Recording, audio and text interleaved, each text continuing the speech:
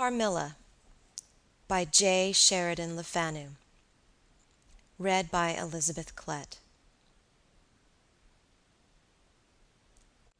Upon a paper attached to the narrative which follows, Dr. Hesselius has written a rather elaborate note, which he accompanies with a reference to his essay on the strange subject which the manuscript illuminates. This mysterious subject he treats, in that essay, with his usual learning and acumen, and with remarkable directness and condensation. It will form but one volume of the series of that extraordinary man's collected papers. As I publish the case in this volume simply to interest the laity, I shall forestall the intelligent lady who relates it in nothing, and after due consideration I have determined, therefore, to abstain from presenting any précis of the learned doctor's reasoning, or extract from his statement on a subject which he describes as involving, not improbably, some of the profoundest arcana of our dual existence and its intermediates. I was anxious, on discovering this paper, to reopen the correspondence commenced by Dr. Hesselius so many years before, with a person so clever and careful as his informant seems to have been. Much to my regret, however, I found that she had died in the interval. She probably could have added little to the narrative which she communicates in the following pages, with, so far as I can pronounce, such conscientious particularity.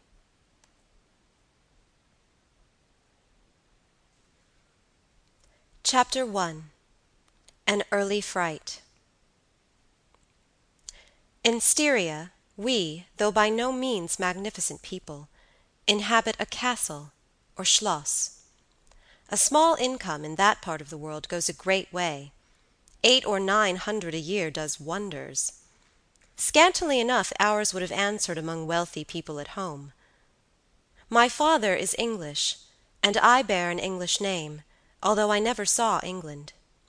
But here, in this lonely and primitive place, where everything is so marvelously cheap, I really don't see how ever so much more money would be at all materially adding to our comforts, or even luxuries. My father was in the Austrian service, and retired upon a pension and his patrimony, and purchased this feudal residence and the small estate on which it stands, a bargain. Nothing can be more picturesque or solitary. It stands on a slight eminence in a forest. The road, very old and narrow, passes in front of its drawbridge, never raised in my time, and its moat stocked with perch and sailed over by many swans, and floating on its surface white fleets of water-lilies. Over all this the schloss shows its many-windowed front, its towers, and its Gothic chapel. The forest opens in an irregular and very picturesque glade before its gate, and at the right a steep Gothic bridge carries the road over a stream that winds in deep shadow through the wood. I have said that this is a very lonely place. Judge whether I say truth. Looking from the hall door towards the road, the forest in which our castle stands extends 15 miles to the right, and 12 to the left. The nearest inhabited village is about 7 of your English miles to the left. The nearest inhabited schloss of any historic associations is that of old General Spielsdorf, nearly 20 miles away to the right. I have said the nearest inhabited village, because there is only 3 miles westward, that is to say, in the direction of General Spielsdorf Schloss, a ruined village, with its quaint little church, now roofless, in the aisle of which are the mouldering tombs of the proud family of Karnstein, now extinct, who once owned the equally desolate chateau, which, in the thick of the forest, overlooks the silent ruins of the town. Respecting the cause of the desertion of this striking and melancholy spot, there is a legend which I shall relate to you another time. I must tell you now how very small is the party who constitute the inhabitants of our castle. I don't include servants, or those dependents who occupy rooms in the buildings attached to the Schloss. Listen and wonder. My father, who was the kindest man on earth, but growing old, and I, at the date of my story, only 19. 8 years have passed since then. I and my father constituted the family at the Schloss. My mother, a Styrian lady, died in my infancy, but I had a good-natured governess, who had been with me from, I might almost say, my infancy. I could not remember the time when her fat, benignant face was not a familiar picture in my memory. This was Madame Perrodon, a native of Béarn, whose care and good nature now in part supplied to me the loss of my mother, whom I do not even remember, so early I lost her. She made a third at our little dinner party. There was a fourth, Mademoiselle de la Fontaine, a lady such as you term, I believe, a finishing governess. She spoke French and German, Madame Perrodon French and broken English, to which my father and I added English, which, partly to prevent its becoming a lost language among us, and partly from patriotic motives, we spoke every day. The consequence was a babel, at which strangers used to laugh, and which I shall make no attempt to reproduce in this narrative. And there were 2 or 3 young lady friends besides, pretty nearly of mine own age, who were occasional visitors, for longer or shorter terms, and these visits I sometimes returned. These were our regular social resources. But of course there were chance visits from neighbors of only 5 or 6 leagues distance. My life was, notwithstanding, rather a solitary one, I can assure you. My gouvernante had just so much control over me as you might conjecture such sage persons would have in the case of a rather spoiled girl, whose only parent allowed her pretty nearly her own way in everything. The first occurrence in my existence, which produced a terrible impression upon my mind, which, in fact, never has been effaced, was one of the very earliest incidents of my life which I can recollect. Some people will think it so trifling that it should not be recorded here. You will see, however, by and by, why I mention it. The nursery, as it was called, though I had it all to myself, was a large room in the upper story of the castle with a steep oak roof. I can't have been more than 6 years old, when one night I awoke, and looking round the room from my bed, failed to see the nursery maid. Neither was my nurse there, and I thought myself alone. I was not frightened, for I was one of those happy children who are studiously kept in ignorance of ghost stories, of fairy tales, and of all such lore as makes us cover up our heads when the door cracks suddenly, or the flicker of an expiring candle makes the shadow of a bedpost dance upon the wall nearer to our faces. I was vexed and insulted at finding myself, as I conceived, neglected, and I began to whimper, preparatory to a hearty bout of roaring, when to my surprise I saw a solemn but very pretty face looking at me from the side of the bed. It was that of a young lady, who was kneeling with her hands under the coverlet. I looked at her with a kind of pleased wonder, and ceased whimpering. She caressed me with her hands, and lay down beside me on the bed, and drew me towards her, smiling. I felt immediately delightfully soothed, and fell asleep again. I was wakened by a sensation as if 2 needles ran into my breast very deep at the same moment, and I cried loudly. The lady started back, with her eyes fixed on me, and then slipped down upon the floor, and, as I thought, hid herself under the bed. I was now for the first time frightened, and I yelled with all my might and main. Nurse, nursery maid, housekeeper, all came running in, and hearing my story, they made light of it, soothing me all they could meanwhile. But, child as I was, I could perceive that their faces were pale with an unwonted look of anxiety, and I saw them look under the bed and about the room, and peep under tables and pluck open cupboards, and the housekeeper whispered to the nurse, "Lay your hand along that hollow in the bed. Someone did lie there, so sure as you did not. The place is still warm." I remember the nursery maid petting me, and all three examining my chest, where I told them I felt the puncture, and pronouncing that there was no sign visible that any such thing had happened to me. The housekeeper and the two other servants who were in charge of the nursery remained sitting up all night, and from that time a servant always sat up in the nursery until I was about 14. I was very nervous for a long time after this. A doctor was called in. He was pallid and elderly.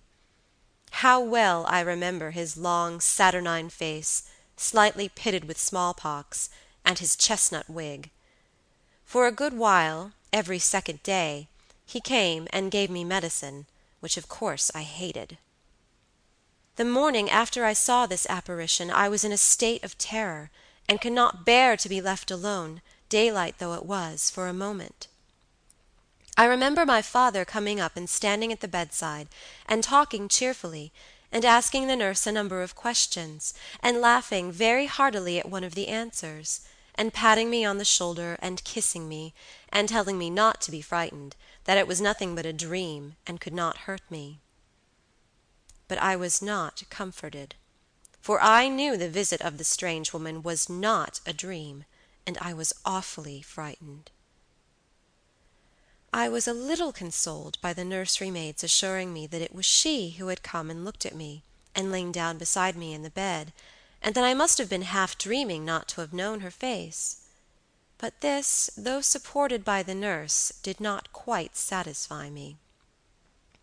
I remembered, in the course of that day, a venerable old man in a black cassock, coming into the room with the nurse and housekeeper, and talking a little to them, and very kindly to me. His face was very sweet and gentle, and he told me they were going to pray, and joined my hands together, and desired me to say, softly, while they were praying, "Lord, hear all good prayers for us, for Jesus' sake." I think those were the very words, for I often repeated them to myself, and my nurse used for years to make me say them in my prayers. I remembered so well the thoughtful, sweet face of that white-haired old man in his black cassock, as he stood in that rude, lofty, brown room with the clumsy furniture of a fashion 300 years old about him, and the scanty light entering its shadowy atmosphere through the small lattice. He kneeled, and the three women with him, and he prayed aloud with an earnest, quavering voice for what appeared to me a long time.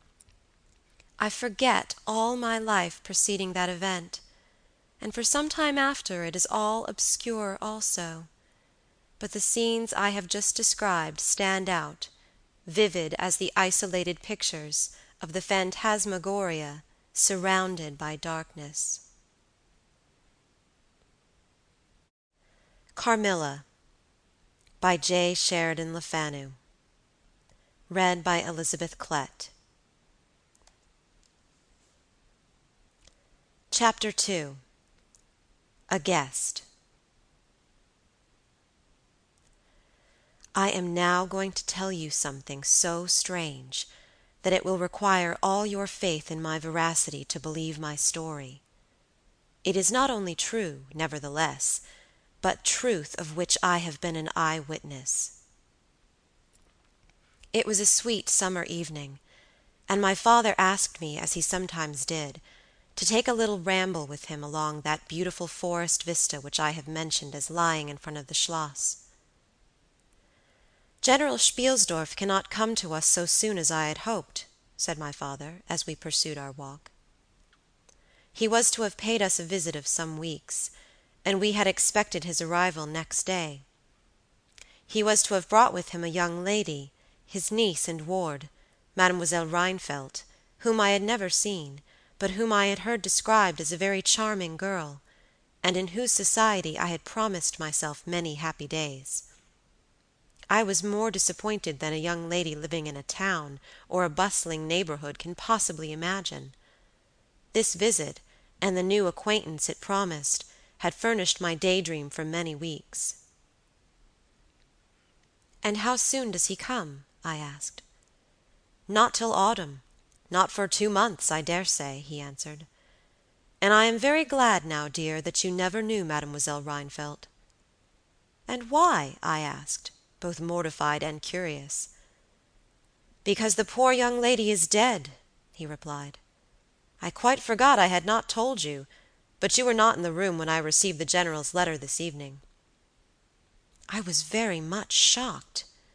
General Spielsdorf had mentioned in his first letter, 6 or 7 weeks before, that she was not so well as he would wish her, but there was nothing to suggest the remotest suspicion of danger. "Here is the General's letter," he said, handing it to me. "I am afraid he is in great affliction. The letter appears to me to have been written very nearly in distraction." We sat down on a rude bench, under a group of magnificent lime trees. The sun was setting with all its melancholy splendor behind the sylvan horizon, and the stream that flows beside our home, and passes under the steep old bridge I have mentioned, wound through many a group of noble trees, almost at our feet, reflecting in its current the fading crimson of the sky. General Spielsdorf's letter was so extraordinary, so vehement, and in some places so self-contradictory, that I read it twice over, the second time aloud to my father, and was still unable to account for it, except by supposing that grief had unsettled his mind. It said, "I have lost my darling daughter, for as such I loved her. During the last days of dear Bertha's illness I was not able to write to you. Before then I had no idea of her danger. I have lost her, and now learn all too late. She died in the peace of innocence, and in the glorious hope of a blessed futurity. The fiend who betrayed our infatuated hospitality has done it all. I thought I was receiving into my house innocence, gaiety, a charming companion for my lost Bertha. Heavens, what a fool have I been! I thank God my child died without a suspicion of the cause of her sufferings.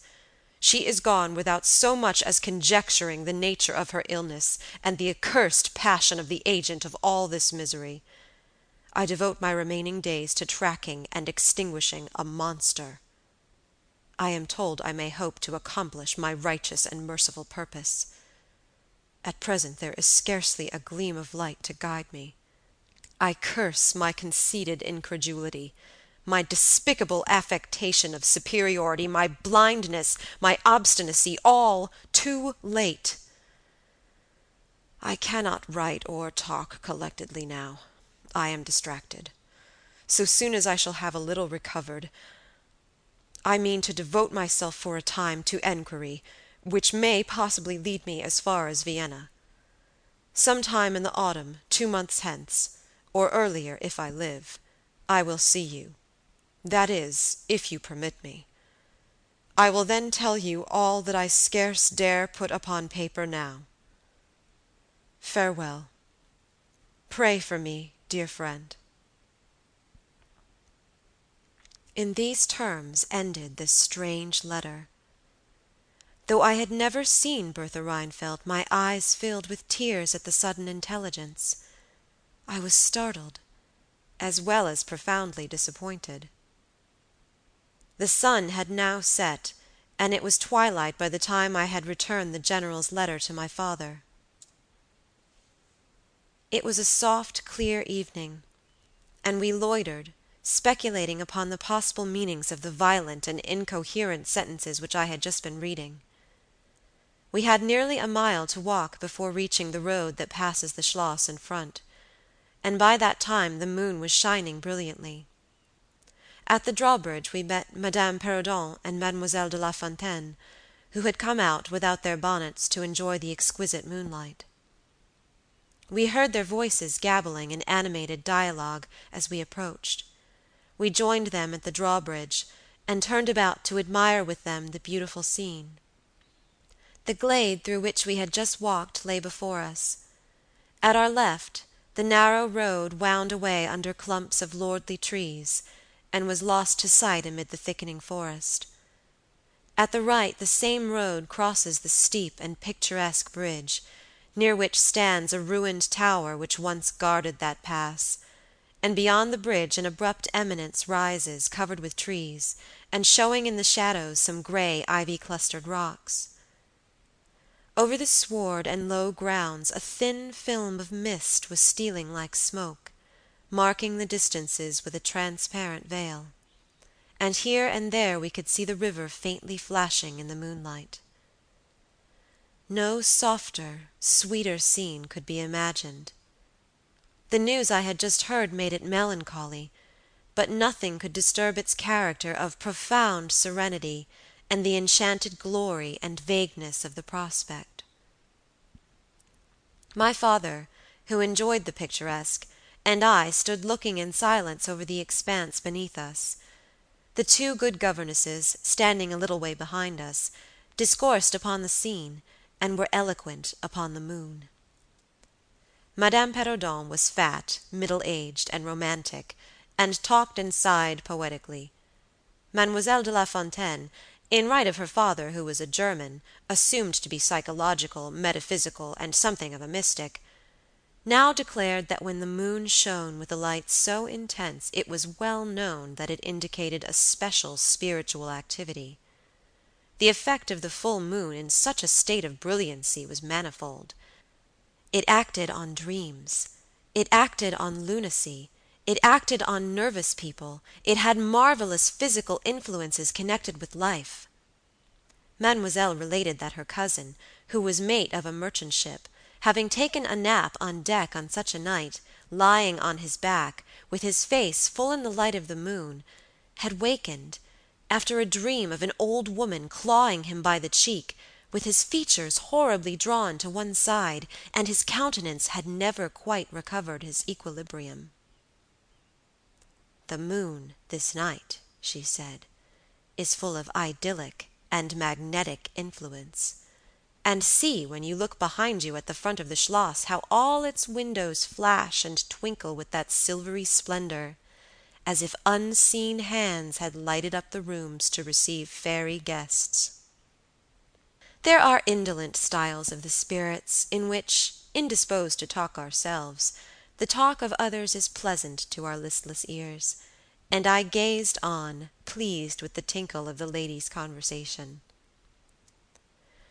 "I have got into one of my moping moods to-night," said my father, after a silence, and quoting Shakespeare, whom, by way of keeping up our English, he used to read aloud, he said, "In truth, I know not why I am so sad. It wearies me. You say it wearies you, but how I got it, came by it, I forget the rest. But I feel as if some great misfortune were hanging over us. I suppose the poor General's afflicted letter has had something to do with it."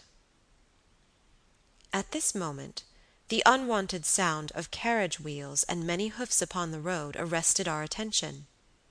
They seemed to be approaching from the high ground overlooking the bridge, and very soon the equipage emerged from that point. 2 horsemen first crossed the bridge, then came a carriage drawn by 4 horses, and 2 men rode behind. It seemed to be the traveling carriage of a person of rank, and we were all immediately absorbed in watching that very unusual spectacle. It became, in a few moments, greatly more interesting, for just as the carriage had passed the summit of the steep bridge, one of the leaders, taking fright, communicated his panic to the rest, and after a plunge or two the whole team broke into a wild gallop together, and dashing between the horsemen who rode in front, came thundering along the road towards us with the speed of a hurricane. The excitement of the scene was made more painful by the clear, long-drawn screams of a female voice from the carriage window. We all advanced in curiosity and horror, me rather in silence, the rest with various ejaculations of terror. Our suspense did not last long. Just before you reach the castle drawbridge, on the route they were coming, there stands by the roadside a magnificent lime tree. On the other stands an ancient stone cross, at sight of which the horses, now going at a pace that was perfectly frightful, swerved so as to bring the wheel over the projecting roots of the tree. I knew what was coming. I covered my eyes, unable to see it out, and turned my head away. At the same moment I heard a cry from my lady friends who had gone on a little. Curiosity opened my eyes, and I saw a scene of utter confusion. Two of the horses were on the ground, the carriage lay upon its side with two wheels in the air, the men were busy removing the traces, and a lady with a commanding air and figure had gotten out, and stood with clasped hands, raising the handkerchief that was in them every now and then to her eyes. Through the carriage door was now lifted a young lady, who appeared to be lifeless. My dear old father was already beside the elder lady, with his hat in his hand, evidently tendering his aid and the resources of his schloss. The lady did not appear to hear him, or to have eyes for anything but the slender girl who was being placed against the slope of the bank.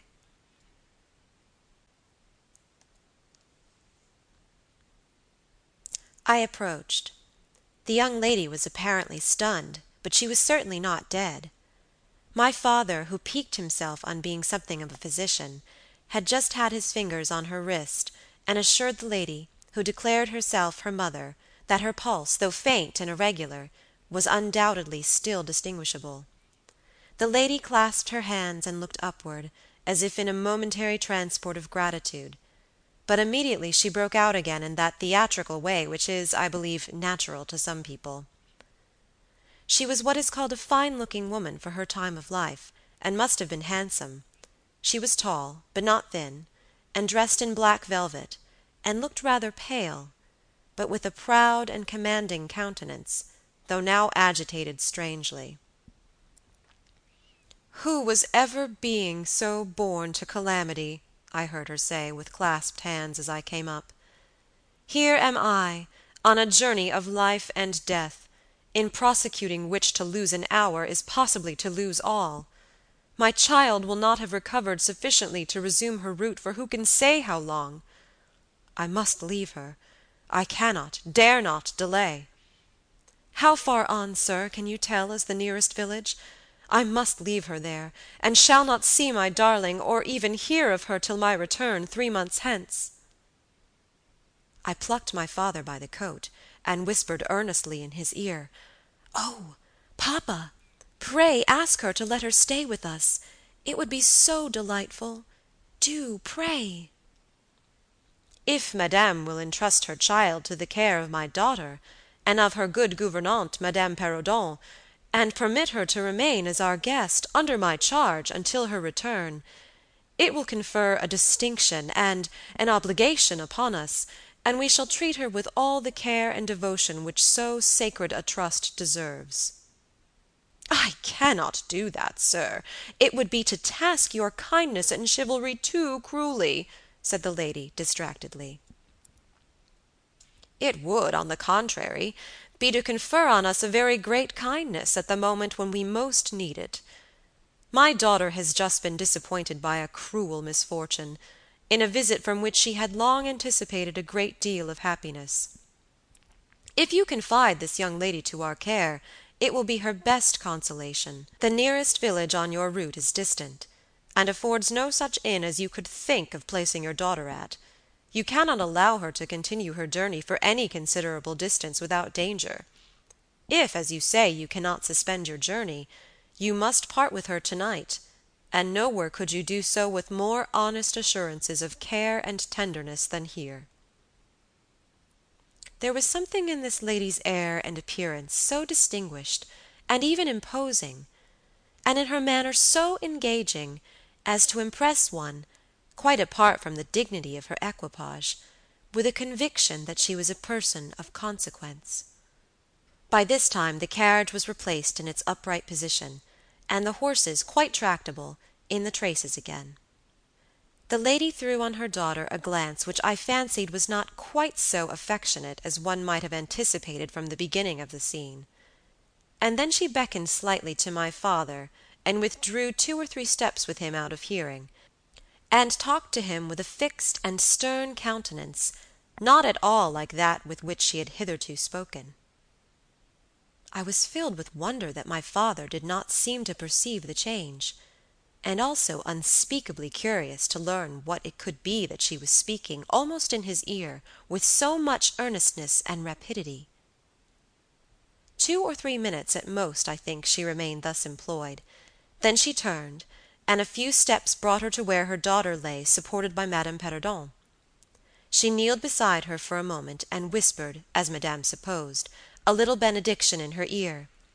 Then, hastily kissing her, she stepped into her carriage, the door was closed, the footmen in stately liveries jumped up behind, the outriders spurred on, the postilions cracked their whips, the horses plunged and broke suddenly into a furious canter that threatened soon again to become a gallop, and the carriage whirled away, followed at the same rapid pace by the 2 horsemen in the rear.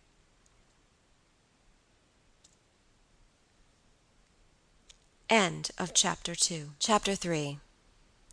We compare notes.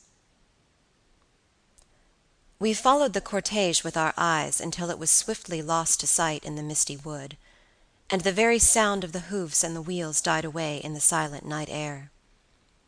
Nothing remained to assure us that the adventure had not been an illusion of a moment but the young lady, who just at that moment opened her eyes. I could not see, for her face was turned from me, but she raised her head, evidently looking about her, and I heard a very sweet voice ask complainingly, "Where is Mamma?" Our good Madame Perrodon answered tenderly, and added some comfortable assurances. I then heard her ask, "Where am I? What is this place?" And after that she said, "I don't see the carriage, and Matska, where is she?" Madame answered all her questions in so far as she understood them, and gradually the young lady remembered how the misadventure came about, and was glad to hear that no one in or in attendance on the carriage was hurt, and on learning that her mamma had left her here till her return in about 3 months, she wept. I was going to add my consolations to those of Madame Perrodon when Mademoiselle de La Fontaine placed her hand upon my arm, saying, "Don't approach. One at a time is as much as she can at present converse with. A very little excitement would possibly overpower her now." As soon as she is comfortably in bed, I thought, I will run up to her room and see her. My father, in the meantime, had sent a servant on horseback for the physician, who lived about 2 leagues away, and a bedroom was being prepared for the young lady's reception. The stranger now rose, and leaning on Madame's arm, walked slowly over the drawbridge and into the castle gate. In the hall, servants waited to receive her, and she was conducted forthwith to her room. The room we usually sat in, as our drawing-room is long, having 4 windows, that looked over the moat and the drawbridge, upon the forest scene I have just described. It is furnished in old carved oak, with large carved cabinets, and the chairs are cushioned with crimson Utrecht velvet. The walls are covered with tapestry, and surrounded with great gold frames, the figures being as large as life, in ancient and very curious costume, and the subjects represented are hunting, hawking, and generally festive. It is not too stately to be extremely comfortable, and here we had our tea, for with his usual patriotic leanings he insisted that the national beverage should make its appearance regularly with our coffee and chocolate. We sat here this night, and with candles lighted, were talking over the adventure of the evening. Madame Perrodon and Mademoiselle de La Fontaine were both part of our party. The young stranger had hardly lain down in her bed when she sank into a deep sleep, and those ladies had left her in the care of a servant. "How do you like our guest?" I asked, as soon as Madame entered. "Tell me all about her." "I like her extremely," answered Madame. "She is, I almost think, the prettiest creature I ever saw. About your age. and so gentle and nice." "She is absolutely beautiful," threw in Mademoiselle, who had peeped for a moment into the stranger's room. "And such a sweet voice," added Madame Perrodon. "Did you remark a woman in the carriage after it was set up again who did not get out?" inquired Mademoiselle, "but only looked from the window?" "No, we had not seen her." Then she described a hideous black woman, with a sort of colored turban on her head, and who was gazing all the time from the carriage window, nodding and grinning derisively toward the ladies, with gleaming eyes and large white eyeballs, and her teeth set as if in fury. "Did you remark what an ill-looking pack of men the servants were?" asked Madame. "Yes," said my father, who had just come in, "ugly, hang-dog-looking fellows as ever I beheld in my life. I hope they mayn't rob the poor lady in the forest. They are clever rogues, however. They got everything to rights in a minute." "I dare say they are worn out with too long traveling," said Madame. "Besides looking wicked, their faces were so strangely lean, and dark, and sullen. I am very curious, I own, but I dare say the young lady will tell you all about it tomorrow if she is sufficiently recovered." "I don't think she will," said my father, with a mysterious smile, and a little nod of his head as if he knew more about it than he cared to tell us. This made us all the more inquisitive as to what had passed between him and the lady in black velvet, in the brief but earnest interview that had immediately preceded her departure. We were scarcely alone when I entreated him to tell me. He did not need much pressing. "There is no particular reason why I should not tell you. She expressed a reluctance to trouble us with the care of her daughter, saying she was in delicate health, and nervous, but not subject to any kind of seizure, she volunteered that, nor to any illusion, being, in fact, perfectly sane." "How very odd to say all that," I interpolated. "It was so unnecessary." "At all events, it was said," he laughed, "and as you wish to know all that passed, which was very little indeed, I tell you. She then said, 'I am making a long journey of vital importance,' she emphasized the word, 'rapid and secret. I shall return for my child in 3 months. In the meantime she will be silent as to who we are, whence we come, and whither we are traveling.' That is all she said. She spoke very pure French. When she said the word 'secret,' she paused for a few seconds, looking sternly, her eyes fixed on mine. I fancy she makes a great point of that. You saw how quickly she was gone. I hope I have not done a very foolish thing in taking charge of the young lady." For my part, I was delighted. I was longing to see and talk to her, and only waiting till the doctor should give me leave. You who live in towns can have no idea how great an event the introduction of a new friend is in such a solitude as surrounded us. The doctor did not arrive till nearly 1 o'clock, but I could no more have gone to my bed and slept than I could have overtaken, on foot, the carriage in which the princess in black velvet had driven away. When the physician came down to the drawing-room, it was to report very favorably upon his patient. She was now sitting up, her pulse quite regular, apparently perfectly well. She had sustained no injury, and the little shock to her nerves had passed away quite harmlessly. There could be no harm certainly in my seeing her if we both wished it, and with this permission I sent, forthwith, to know whether she would allow me to visit her for a few minutes in her room. The servant returned immediately to say that she desired nothing more. You may be sure I was not long in availing myself of this permission. Our visitor lay in one of the handsomest rooms in the Schloss. It was, perhaps, a little stately. There was a sombre piece of tapestry opposite the bed, representing Cleopatra with the asps to her bosom, and other solemn classic scenes were displayed, a little faded, upon the other walls. But there was gold carving, and rich and varied color enough in the other decorations of the room to more than redeem the gloom of the old tapestry. There were candles at the bedside. She was sitting up, her slender, pretty figure enveloped in the soft silk dressing-gown embroidered with flowers and lined with thick quilted silk, which her mother had thrown over her feet as she lay on the ground. What was it that, as I reached the bedside and had just begun my little greeting, struck me dumb in a moment, and made me recoil a step or two from before her? I will tell you. I saw the very face which had visited me in my childhood at night, and which remained so fixed in my memory, and on which I had for so many years so often ruminated with horror, when no one suspected of what I was thinking. It was pretty, even beautiful, and when I first beheld it, wore the same melancholy expression. But this almost instantly lighted into a strange fixed smile of recognition. There was a silence of fully a minute, and then at length she spoke. I could not. "How wonderful!" she exclaimed. "12 years ago I saw your face in a dream, and it has haunted me ever since." "Wonderful indeed!" I repeated, overcoming with an effort the horror that had for a time suspended my utterances.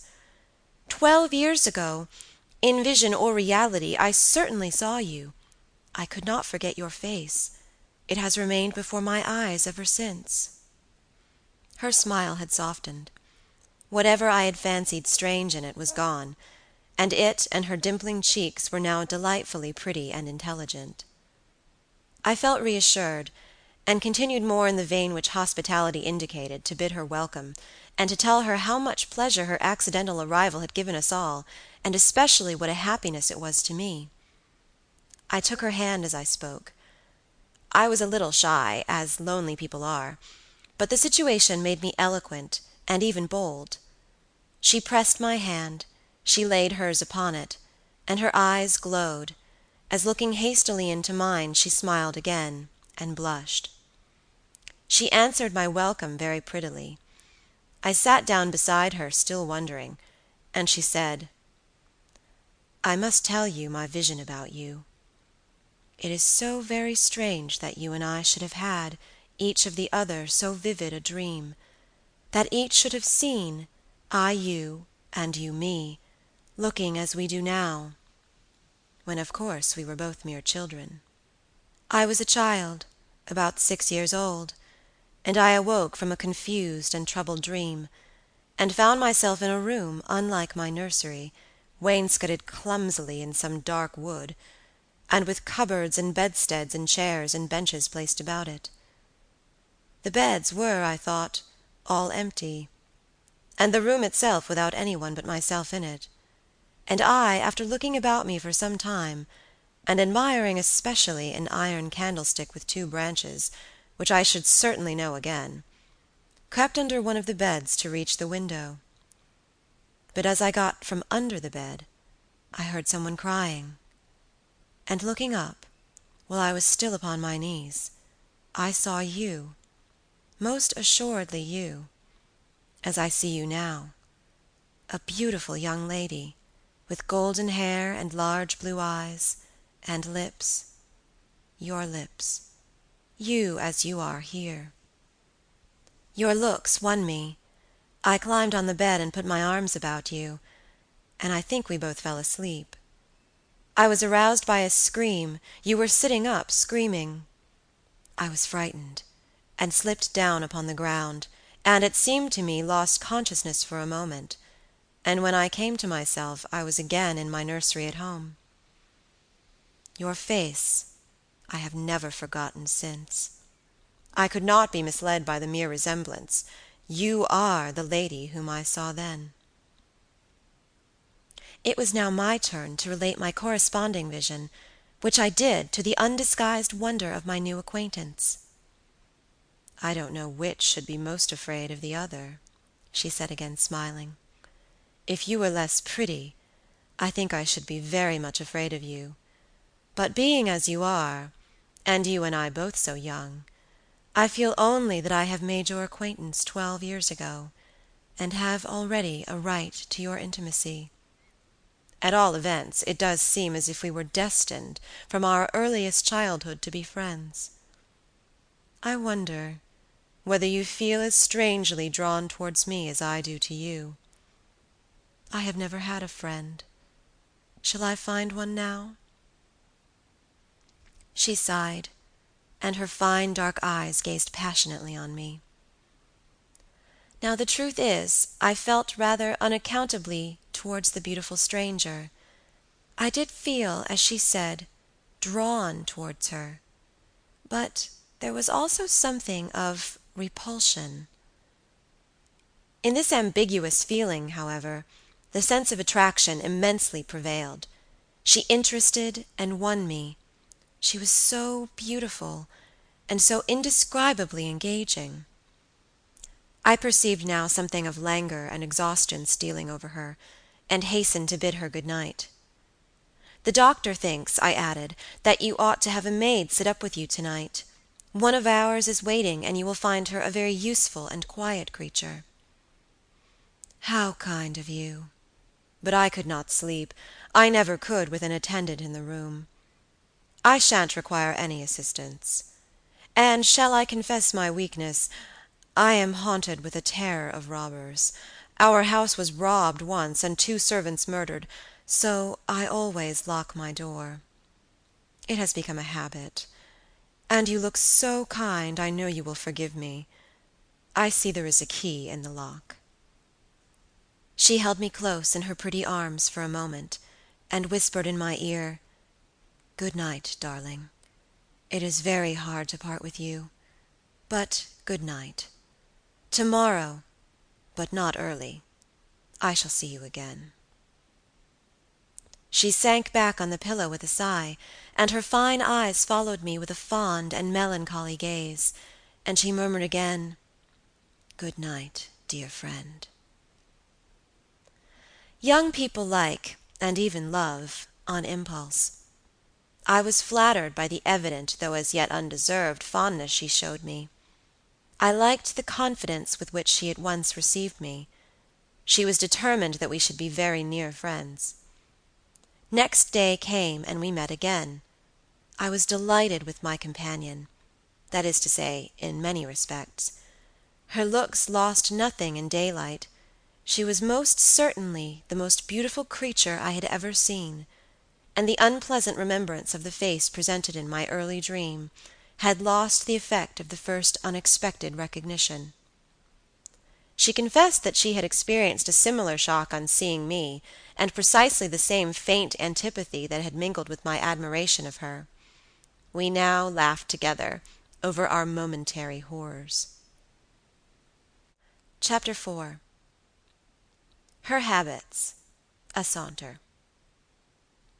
I told you that I was charmed with her in most particulars. There were some that did not please me so well. She was above the middle height of women. I shall begin by describing her. She was slender and wonderfully graceful, except that her movements were languid, very languid. Indeed, there was nothing in her appearance to indicate an invalid. Her complexion was rich and brilliant. Her features were small and beautifully formed. Her eyes large, dark, and lustrous. Her hair was quite wonderful.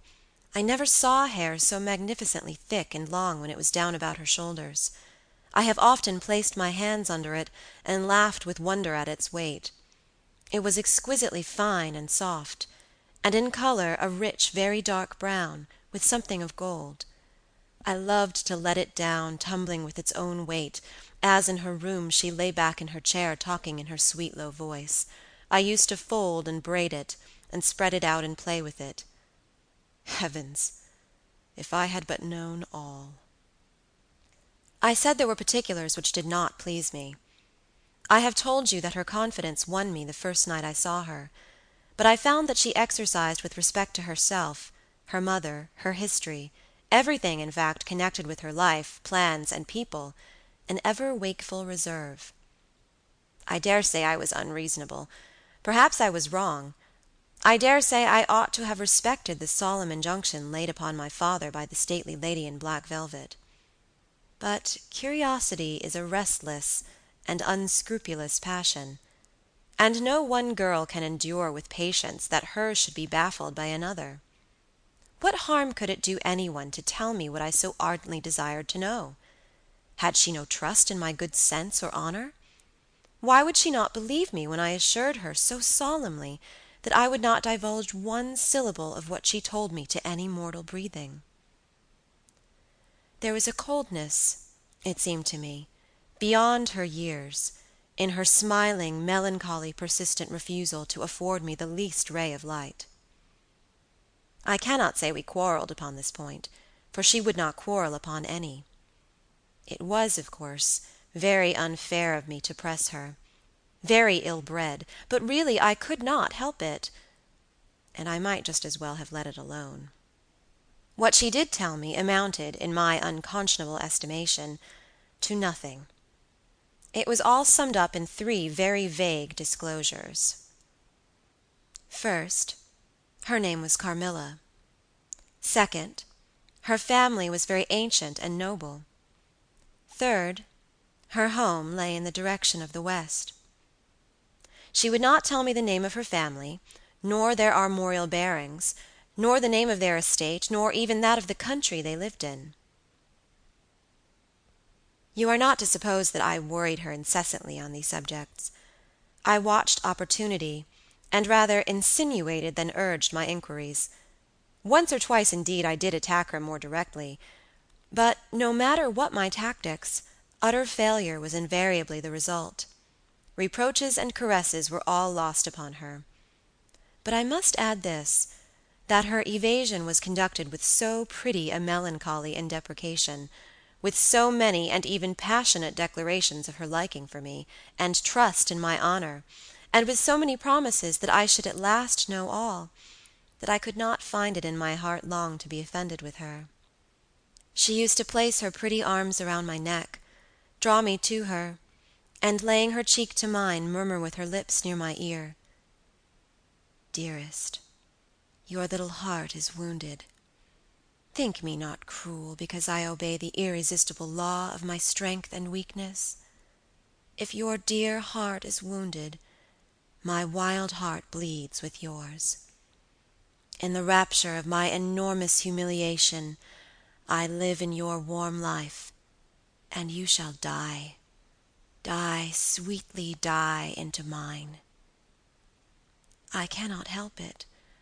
As I draw near to you, you in your turn will draw near to others, and learn the rapture of that cruelty which yet is love. So for a while seek to know no more of me and mine, but trust me with all your loving spirit." And when she had spoken such a rhapsody, she would press me more closely in her trembling embrace, and her lips in soft kisses gently glow upon my cheek. Her agitations and her language were unintelligible to me. From these foolish embraces, which were not of very frequent occurrence, I must allow I used to wish to extricate myself, but my energies seemed to fail me.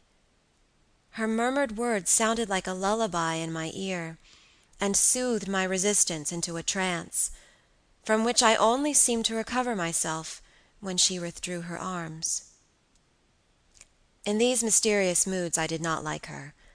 I experienced a strange, tumultuous excitement that was pleasurable, ever and anon, mingled with a vague sense of fear and distrust. I had no distinct thoughts about her while such scenes lasted, but I was conscious of a love growing into adoration, and also of abhorrence. This I know is paradox, but I can make no other attempt to explain the feeling.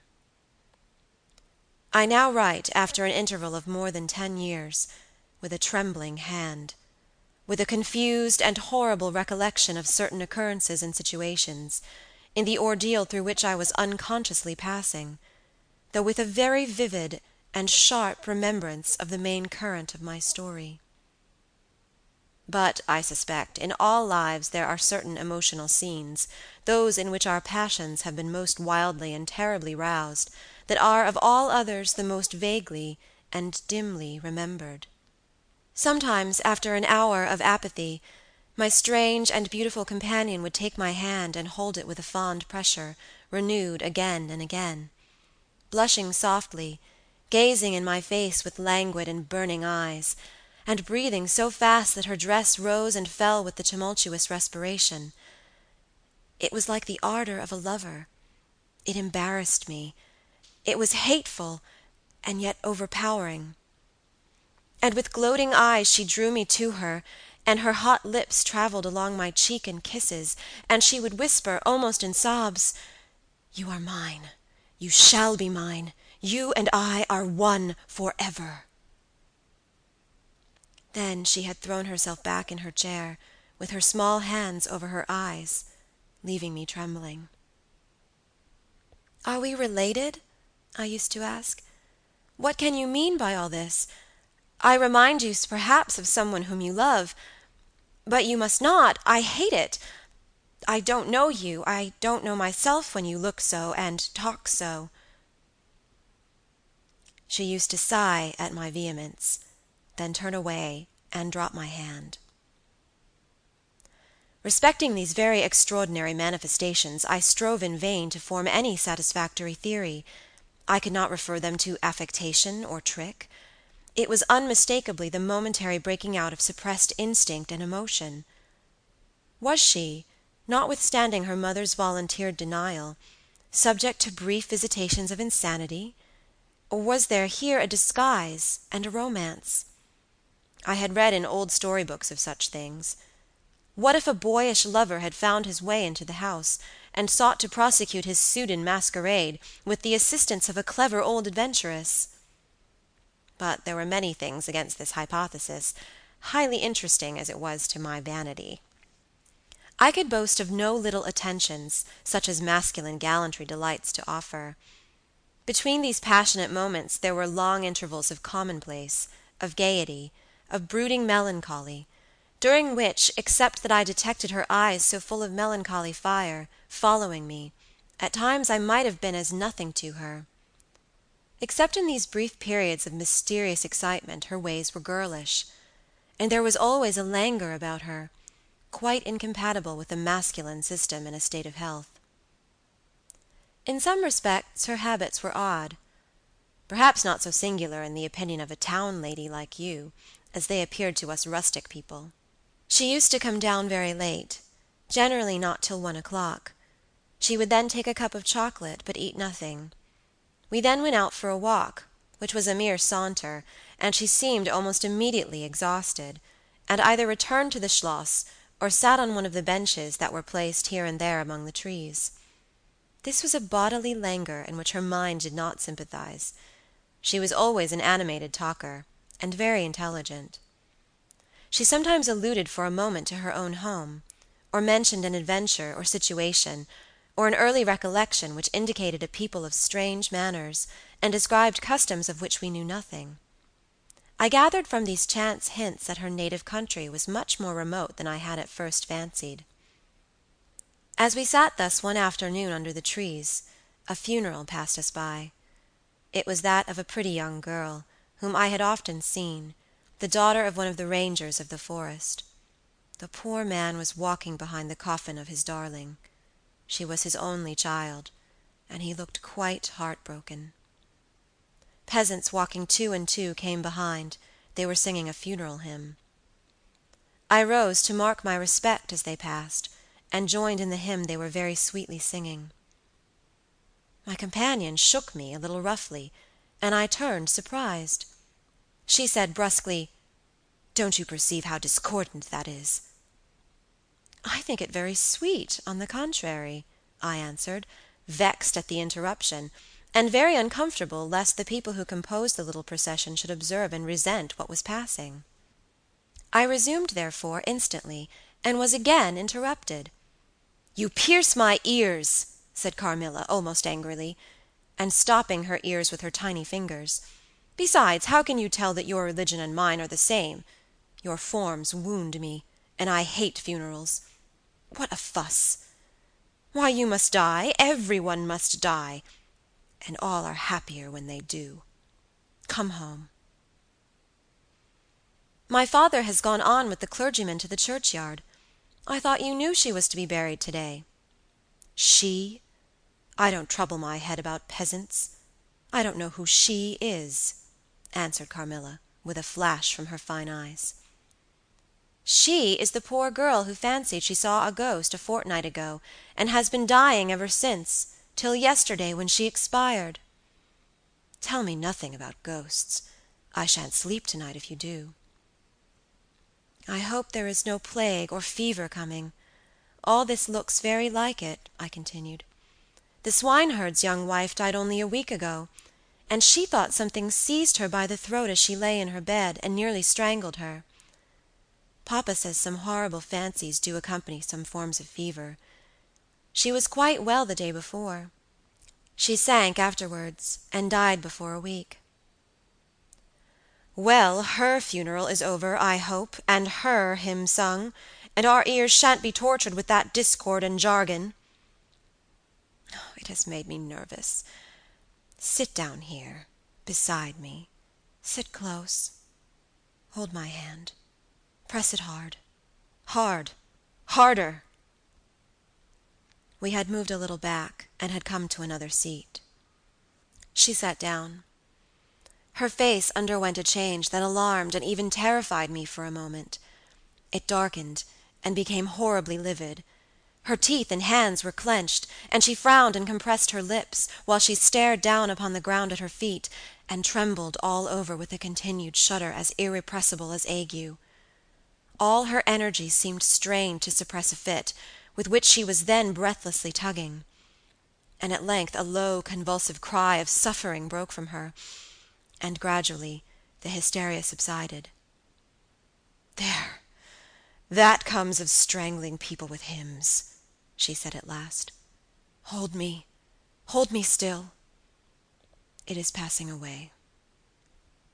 And so gradually it did, and perhaps to dissipate the somber impression which this spectacle had left upon me, she became unusually animated and chatty, and so we got home. This was the first time I had seen her exhibit any definable symptoms of that delicacy of health which her mother had spoken of. It was the first time also I had seen her exhibit anything like temper. Both passed away like a summer cloud, and never but once afterwards did I witness on her part a momentary sign of anger. I will tell you how it happened.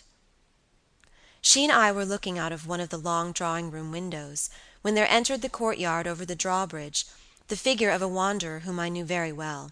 He used to visit the Schloss generally twice a year. It was the figure of a hunchback, with the sharp, lean features that generally accompany deformity. He wore a pointed black beard, and he was smiling from ear to ear, showing his white fangs. He was dressed in buff, black, and scarlet, and crossed with more straps and belts than I could count, from which hung all manner of things. Behind he carried a magic lantern, and two boxes which I well knew, in one of which was a salamander, and the other a mandrake. These monsters used to make my father laugh. They were compounded of parts of monkeys, parrots, squirrels, fish, and hedgehogs, dried and stitched together with great neatness and startling effect. He had a fiddle, a box of conjuring apparatus, a pair of foils and masks attached to his belt, several other mysterious cases dangling about him, and a black staff with copper ferrules in his hand. His companion was a rough, spare dog that followed at his heels, but stopped short, suspiciously, at the drawbridge, and in a little while began to howl dismally. In the meantime, the mountebank, standing in the midst of the courtyard, raised his grotesque hat and made us a very ceremonious bow, paying his compliments very volubly in execrable French, and German not much better. Then, disengaging his fiddle, he began to scrape a lively air to which he sang with a merry discord, dancing with ludicrous airs and activity that made me laugh in spite of the dog's howling. Then he advanced to the window with many smiles and salutations, and his hat in his left hand, his fiddle under his arm, and with a fluency that never took breath, he gabbled a long advertisement of all his accomplishments, and the resources of the various arts which he placed at our service, and the curiosities and entertainments which it was in his power, at our bidding, to display. "Will your ladyships be pleased to buy an amulet against the oupire, which is going like the wolf, I hear, through these woods?" he said, dropping his hat on the pavement. "They are dying of it right and left, and here is a charm that never fails, only pinned to the pillow, and you may laugh in his face." These charms consisted of oblong slips of vellum, with cabalistic ciphers and diagrams upon them. Carmilla instantly purchased one, and so did I. He was looking up, and we were smiling down upon him, amused. At least, I can answer for myself. His piercing black eye, as he looked up in our faces, seemed to detect something that fixed for a moment his curiosity. In an instant he unrolled a leather case, full of all manner of odd little steel instruments. "See here, my lady," he said, displaying it, and addressing me. "I profess, among other things less useful, the art of dentistry." "Plague take the dog!" he interpolated. "Silence, beast! He howls so that your ladyships can scarcely hear a word." "Your noble friend, the young lady at your right, has the sharpest tooth, long, thin, pointed, like an awl, like a needle. With my sharp and long sight, as I look up, I have seen it distinctly. Now, if it happens to hurt the young lady, and I think it must, here am I. Here are my file, my punch, my nippers. I will make it round and blunt, if her ladyship pleases. No longer the tooth of a fish, but of a beautiful young lady as she is. Hey, is the young lady displeased? Have I been too bold? Have I offended her?" The young lady, indeed, looked very angry as she drew back from the window. "How dare that mountebank insult us so? Where is your father? I shall demand redress from him. My father would have had the wretch tied up to the pump and flogged with a cart-whip, and burnt to the bones with the cattle-brand." She retired from the window a step or two, and sat down, and had hardly lost sight of the offender, when her wrath subsided as suddenly as it had risen, and she gradually recovered her usual tone, and seemed to forget the little hunchback and his follies. My father was out of spirits that evening.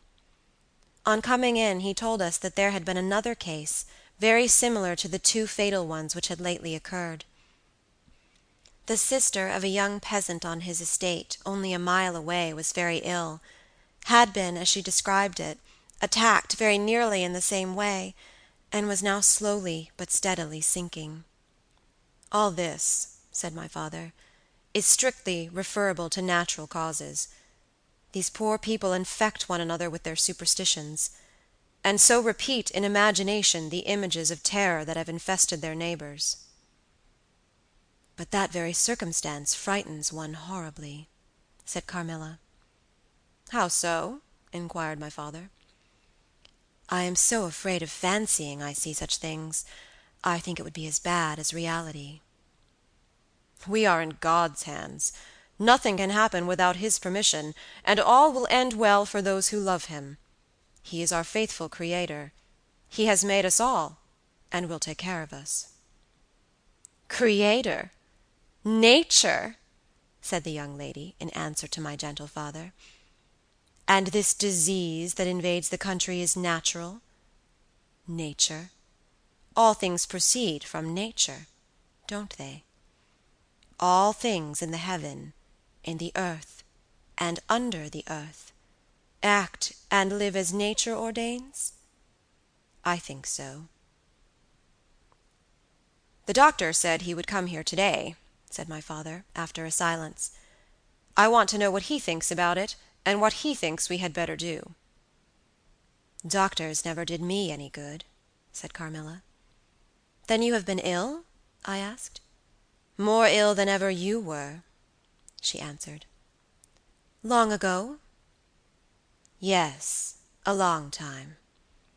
I suffered from this very illness, but I forget all but my pain and weakness, and they were not so bad as are suffered in other diseases." "You were very young then?" I dare say, let us talk no more of it. You would not wound a friend." She looked languidly in my eyes, and passed her arm round my waist lovingly, and led me out of the room. My father was busy over some papers near the window. "Why does your papa like to frighten us?" said the pretty girl, with a sigh and a little shudder. "He doesn't, dear Carmilla. It is the very furthest thing from his mind." "Are you afraid, dearest?" "I should be very much if I fancied there was any real danger of my being attacked as those poor people were." "You are afraid to die?" "Yes, everyone is."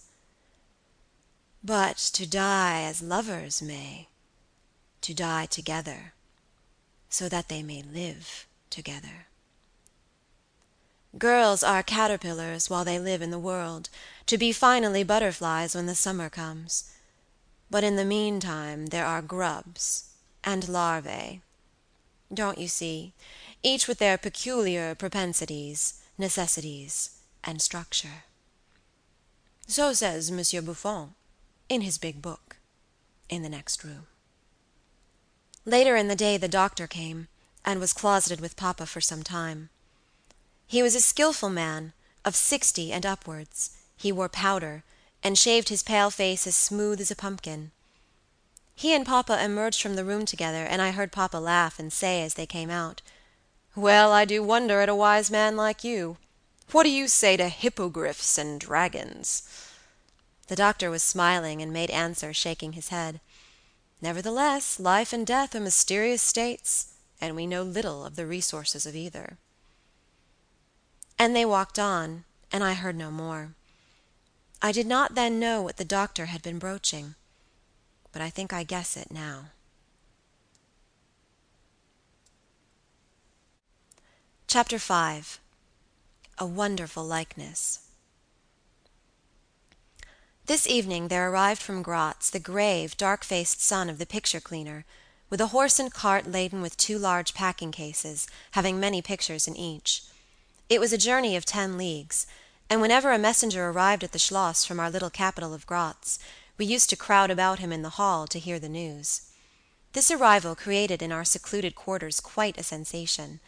The cases remained in the hall, and the messenger was taken charge of by the servants till he had eaten his supper.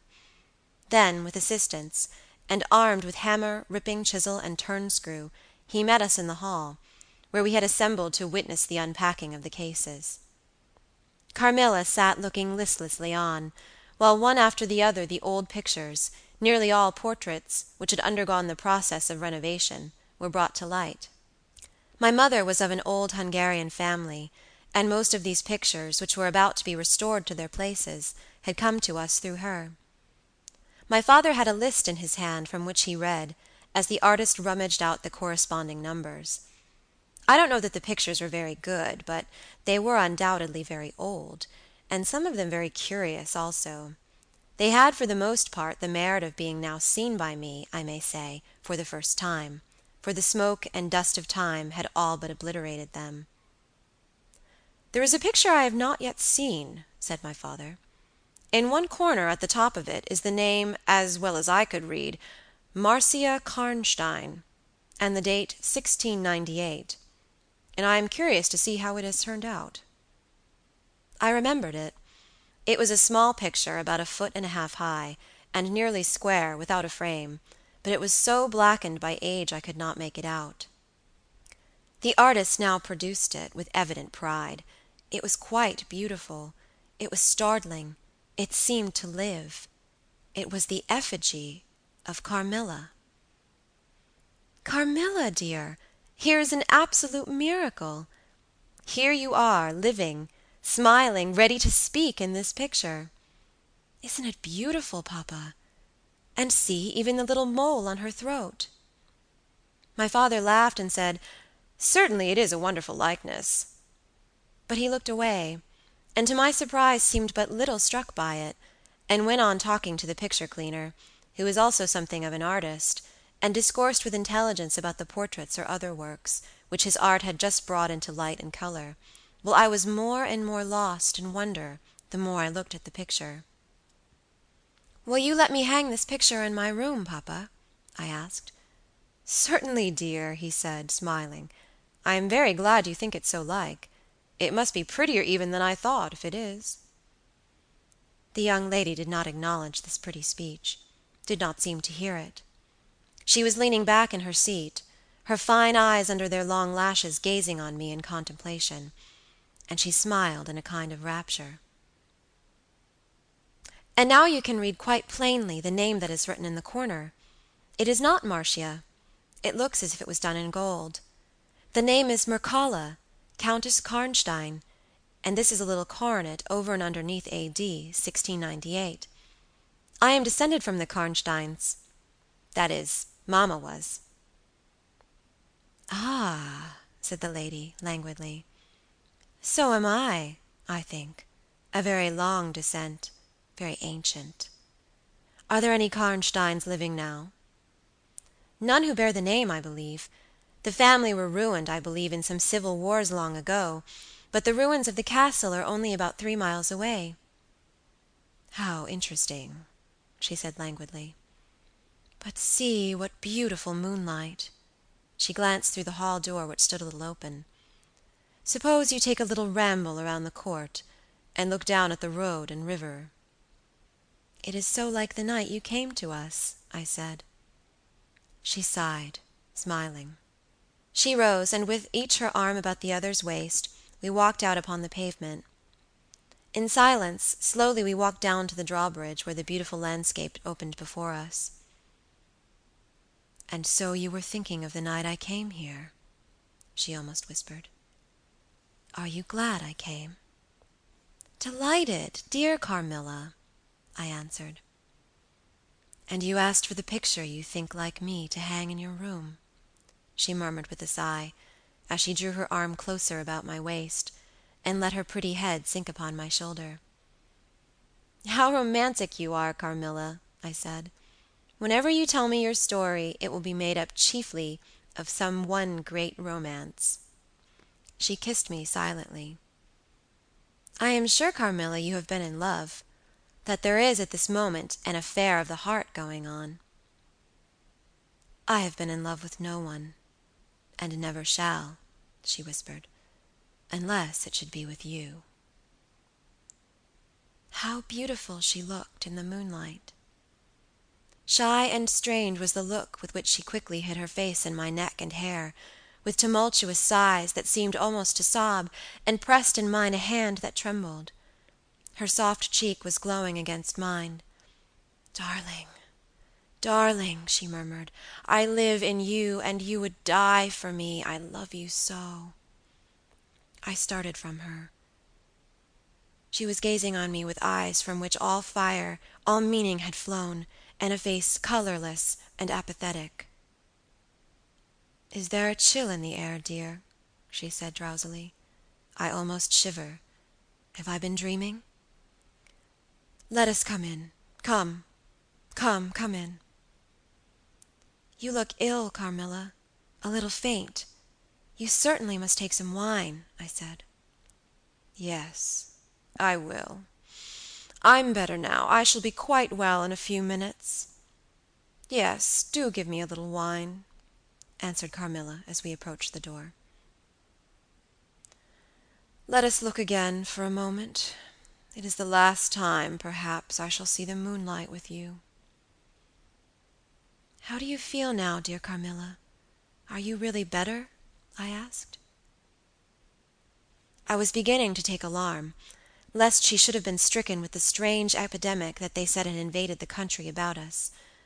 "Papa would be grieved beyond measure," I added, "if he thought you were ever so little ill, without immediately letting us know. We have a very skillful doctor near us, the physician who was with Papa today." "I'm sure he is. I know how kind you all are, but, dear child, I am quite well again. There is nothing ever wrong with me but a little weakness. People say I am languid. I am incapable of exertion. I can scarcely walk as far as a child of 3 years old, and every now and then the little strength I have falters, and I become as you have just seen me.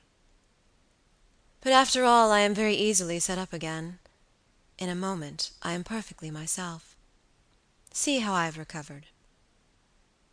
So indeed she had, and she and I talked a great deal, and very animated she was, and the remainder of that evening passed without any recurrence of what I call her infatuations.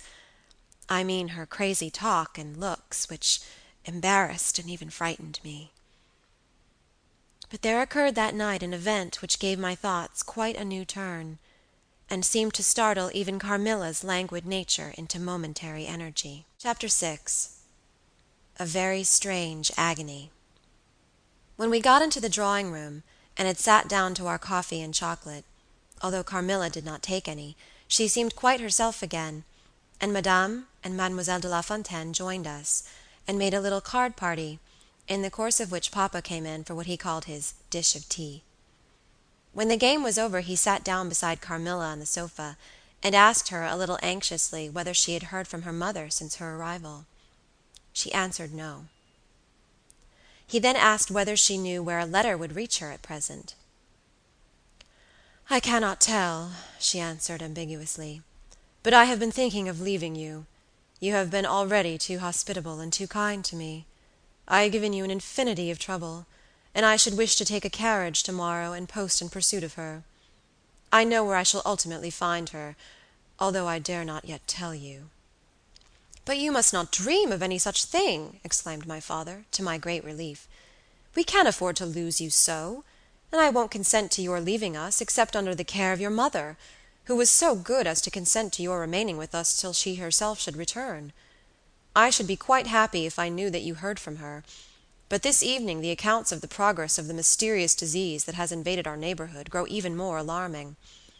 And, my beautiful guest, I do feel the responsibility, unaided by advice from your mother, very much.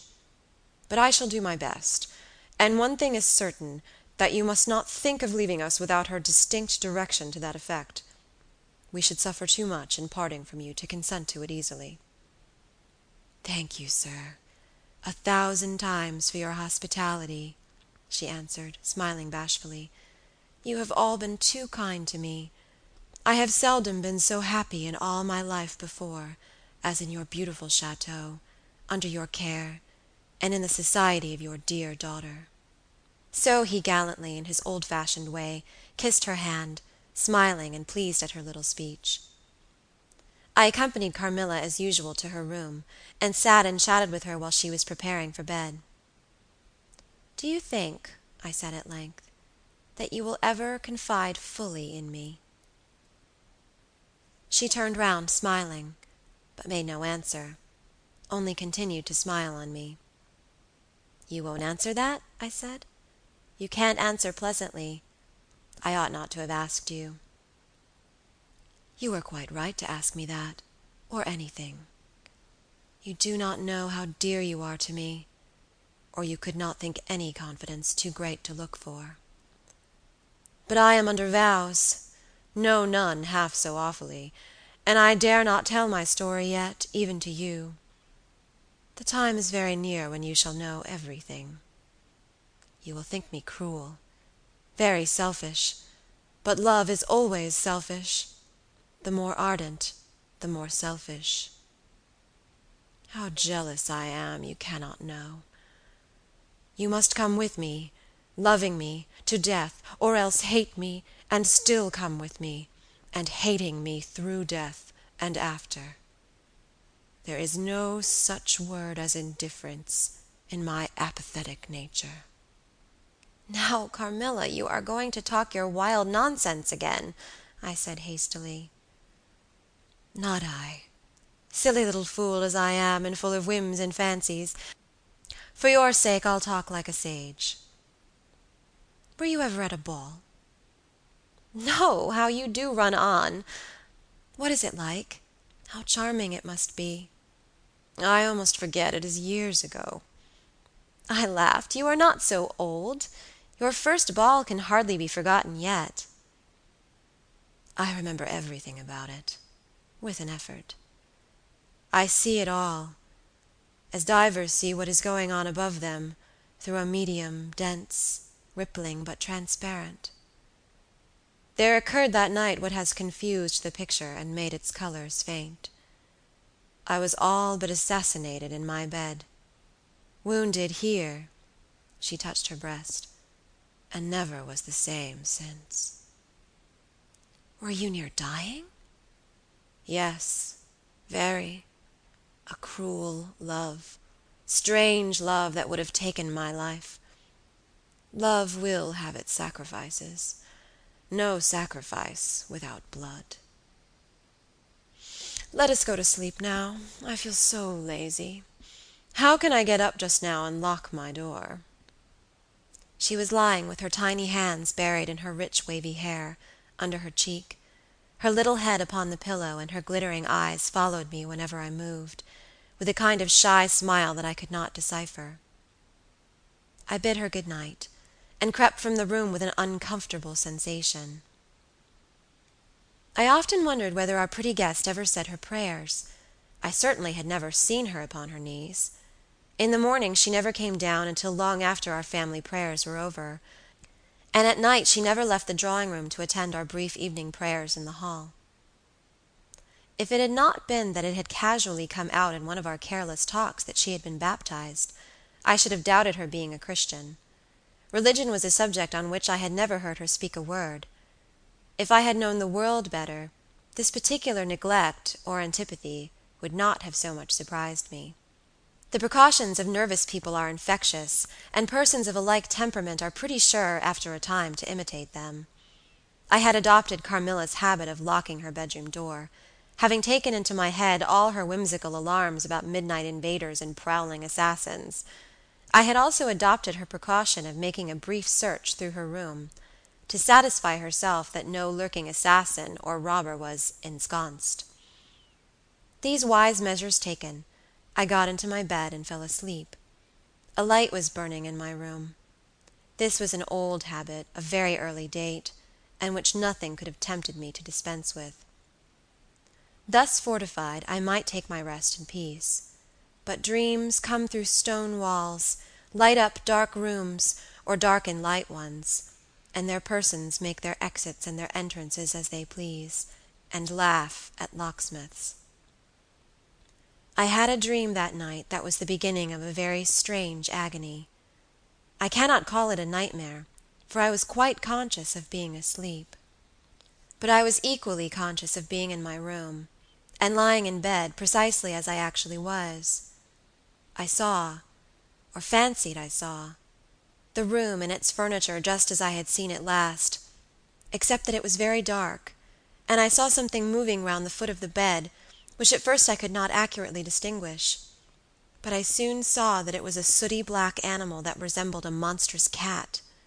It appeared to me about 4 or 5 feet long, for it measured fully the length of the hearthrug as it passed over it, and it continued to-ing and fro-ing with the lithe, sinister restlessness of a beast in a cage. I could not cry out, although, as you may suppose, I was terrified. Its pace was growing faster, and the room rapidly darker and darker, and at length so dark that I could no longer see anything of it but its eyes. I felt it spring lightly on the bed. The 2 broad eyes approached my face, and suddenly I felt a stinging pain as if 2 large needles darted, an inch or 2 apart, deep into my breast. I waked with a scream. The room was lighted by the candle that burnt there all through the night, and I saw a female figure standing at the foot of the bed, a little at the right side. It was in a dark, loose dress, and its hair was down and covered its shoulders. A block of stone could not have been more still. There was not the slightest stir of respiration. As I stared at it, the figure appeared to have changed its place, and was now nearer the door, then close to it, the door opened, and it passed out. I was now relieved, and able to breathe and move. My first thought was that Carmilla had been playing me a trick, and that I had forgotten to secure my door. I hastened to it, and found it locked as usual on the inside. I was afraid to open it. I was horrified. I sprang into my bed and covered my head up in the bedclothes, and lay there, more dead than alive, till morning. Chapter 7. Descending. It would be vain my attempting to tell you the horror with which even now I recall the occurrence of that night. It was no such transitory terror as a dream leaves behind it. It seemed to deepen by time, and communicated itself to the room and the very furniture that had encompassed the apparition. I could not bear next day to be alone for a moment. I should have told papa, but for two opposite reasons.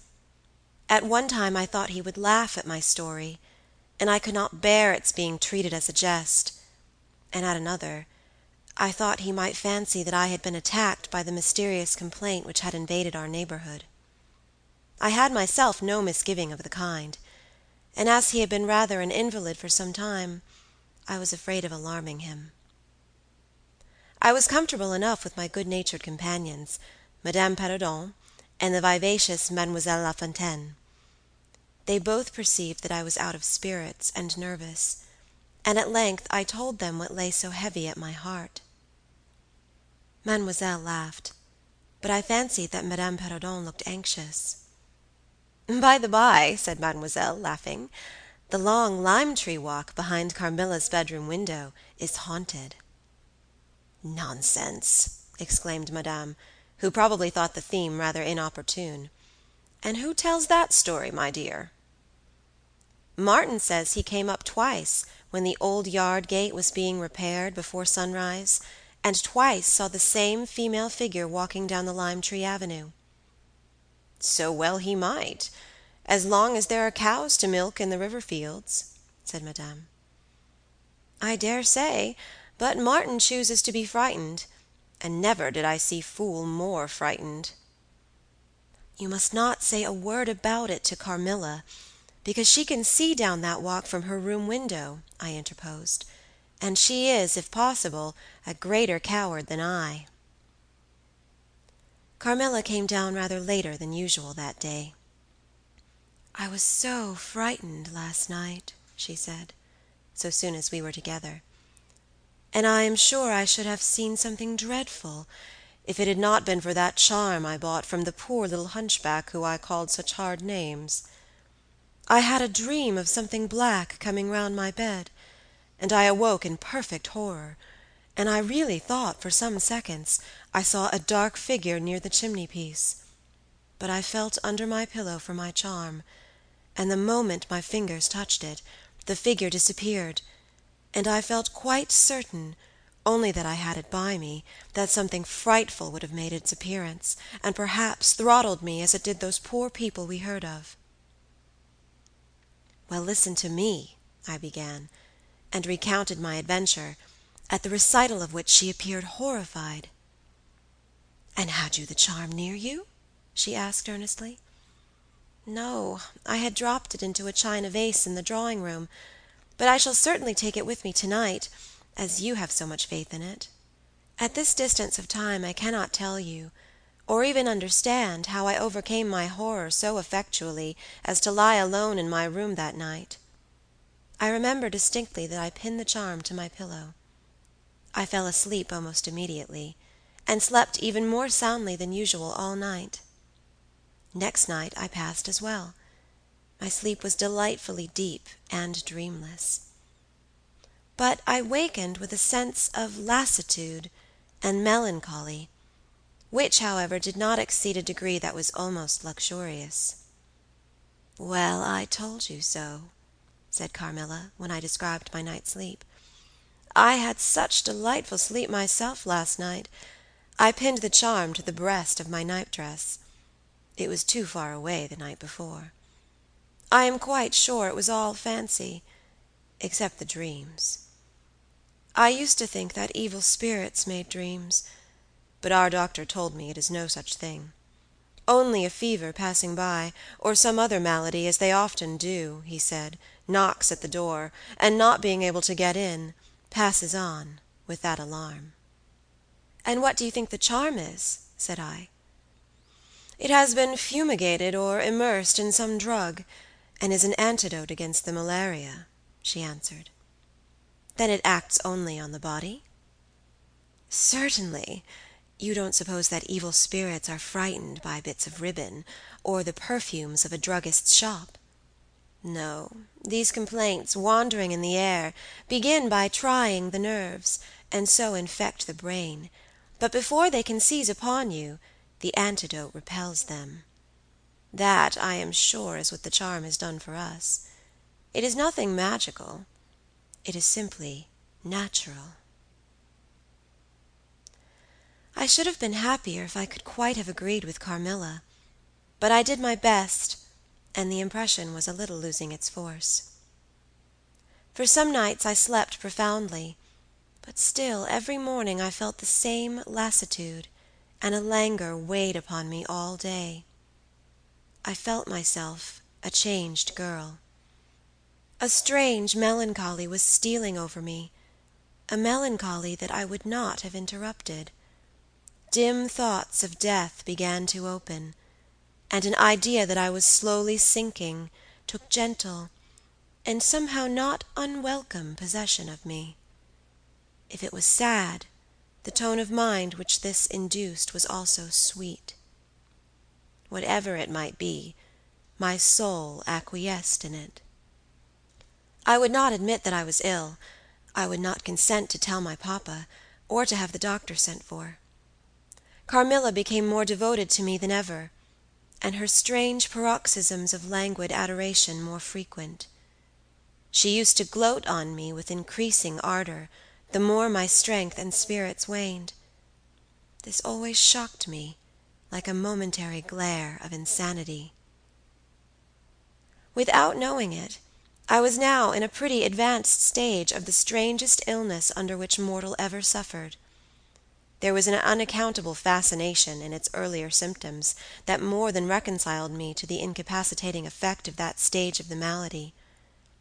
This fascination increased for a time, until it reached a certain point, when gradually a sense of the horrible mingled itself with it, deepening, as you shall hear, until it discolored and perverted the whole state of my life. The first change I experienced was rather agreeable. It was very near the turning point from which began the descent of Avernus. Certain vague and strange sensations visited me in my sleep. The prevailing one was of that pleasant, peculiar, cold thrill which we feel in bathing, when we move against the current of a river. This was soon accompanied by dreams that seemed interminable, and were so vague that I could never recollect their scenery and persons, or any one connected portion of their action. But they left an awful impression, and a sense of exhaustion, as if I had passed through a long period of great mental exertion and danger. After all these dreams there remained on waking a remembrance of having been in a place very nearly dark, and of having spoken to people whom I could not see, and especially of one clear voice, of a female's, very deep, that spoke as if at a distance, slowly, and producing always the same sensation of indescribable solemnity and fear. Sometimes there came a sensation as if a hand was drawn softly along my cheek and neck. Sometimes it was as if warm lips kissed me, and longer, and more lovingly as they reached my throat, but there the caress fixed itself.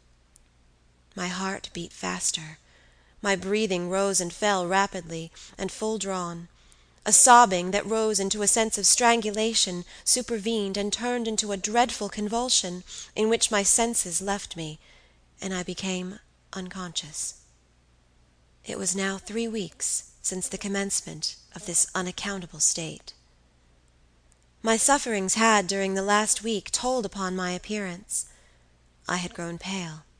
My eyes were dilated and darkened underneath, and the languor which I had long felt began to display itself in my countenance.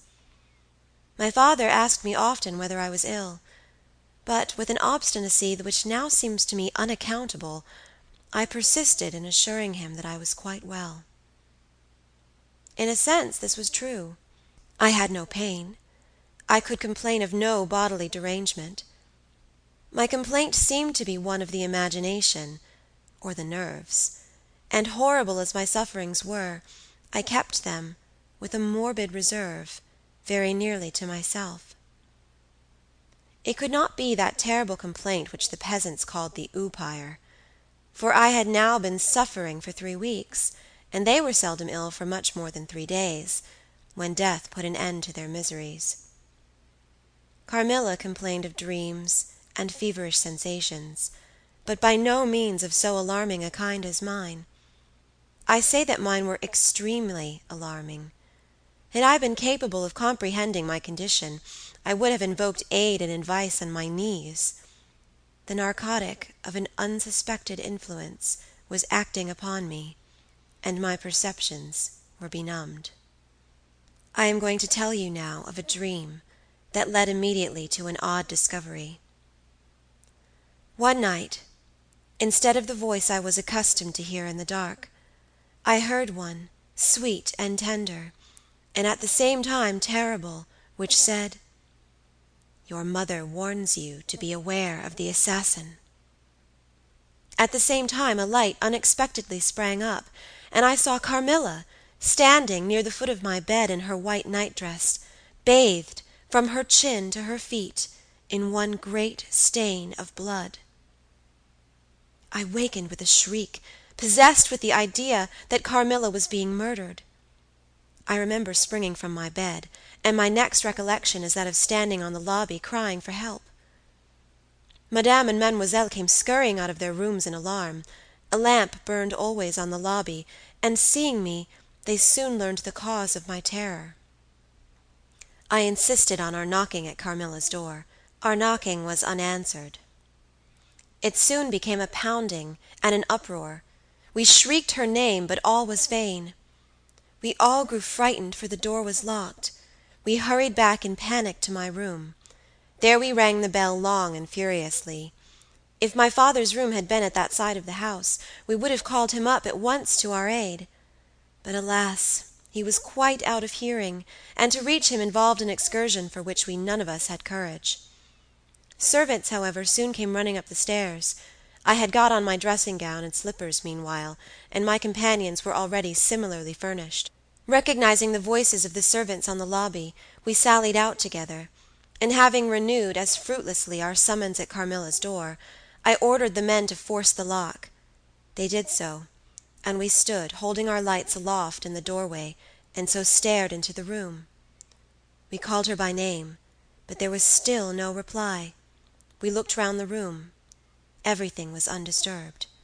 It was exactly in the state in which I had left it on bidding her good night. But Carmilla was gone. Chapter 8. Search.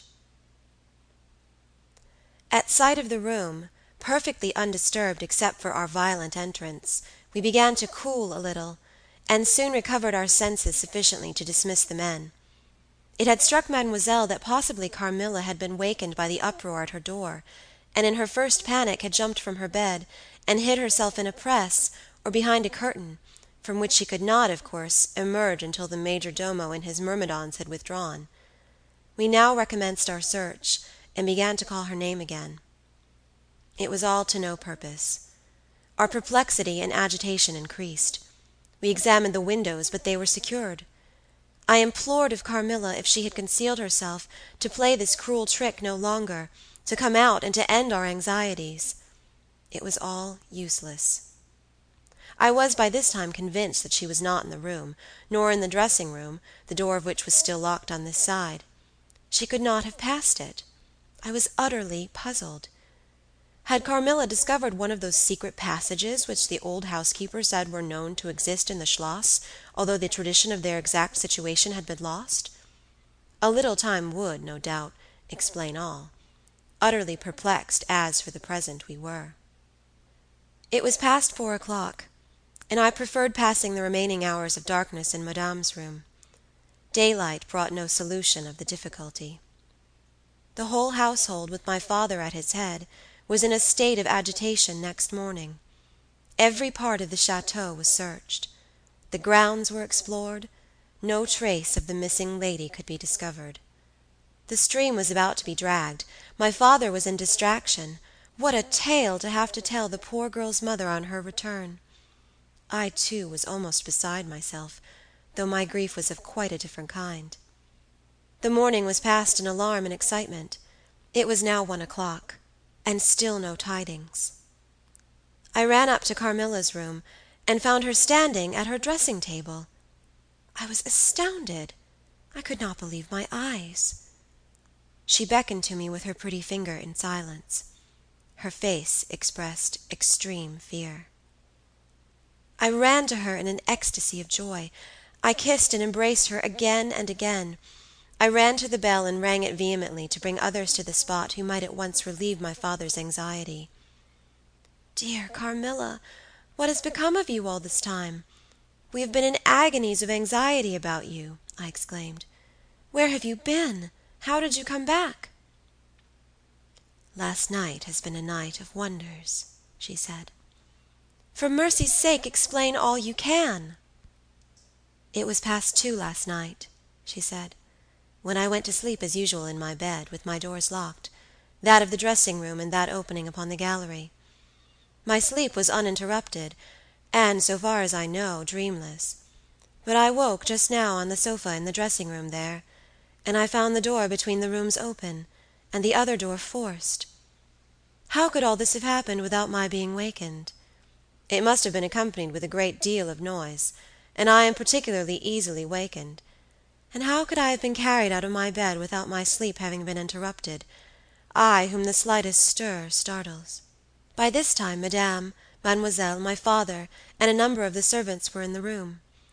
Carmilla was of course overwhelmed with inquiries, congratulations, and welcomes. She had but one story to tell, and seemed the least able of all the party to suggest any way of accounting for what had happened.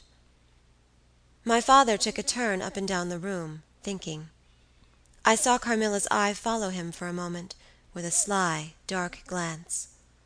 When my father had sent the servants away, Mademoiselle having gone in search of a little bottle of valerian and sal volatile, and there being no one now in the room with Carmilla, except my father, Madame, and myself, he came to her thoughtfully, took her hand very kindly, and led her to the sofa and sat down beside her. "Will you forgive me, my dear, if I risk a conjecture and ask a question?" "Who can have better right?" she said. "Ask what you please, and I will tell you everything. But my story is simply one of bewilderment and darkness. I know absolutely nothing. Put any question you please, but you know, of course, the limitations Mamma has placed me under." "Perfectly, my dear child. I need not approach the topics on which she desires our silence. Now, the marvel of last night consists in your having been removed from your bed in your room, without being wakened, and this removal having occurred apparently while the windows were still secured, and the 2 doors locked upon the inside. I will tell you my theory, and ask you a question." Carmilla was leaning on her hand dejectedly. Madame and I were listening breathlessly. Now my question is this. Have you ever been suspected of walking in your sleep? "Never. Since I was very young, indeed." "But you did walk in your sleep when you were young?" "Yes, I know I did. I have been told so often by my old nurse." My father smiled and nodded. "Well, what has happened is this. You got up in your sleep, unlocked the door, not leaving the key, as usual, in the lock, but taking it out and locking it on the outside. You again took the key out, and carried it away with you to some one of the 25 rooms on this floor, or perhaps upstairs or downstairs. There are so many rooms and closets, so much heavy furniture, and such accumulations of lumber that it would require a week to search this old house thoroughly. Do you see now what I mean?" "I do, but not all," she answered. "And how, papa, do you account for her finding herself on the sofa in the dressing-room, which we had searched so carefully?" "She came there after you had searched it, still in her sleep, and at last awoke spontaneously, and was as much surprised to find herself where she was as anyone else.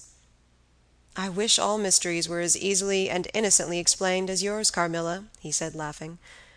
"And so we may congratulate ourselves on the certainty that the most natural explanation of the occurrence is one that involves no drugging, No tampering with locks, no burglars or poisoners or witches, nothing that need alarm Carmilla or anyone else for our safety." Carmilla was looking charmingly.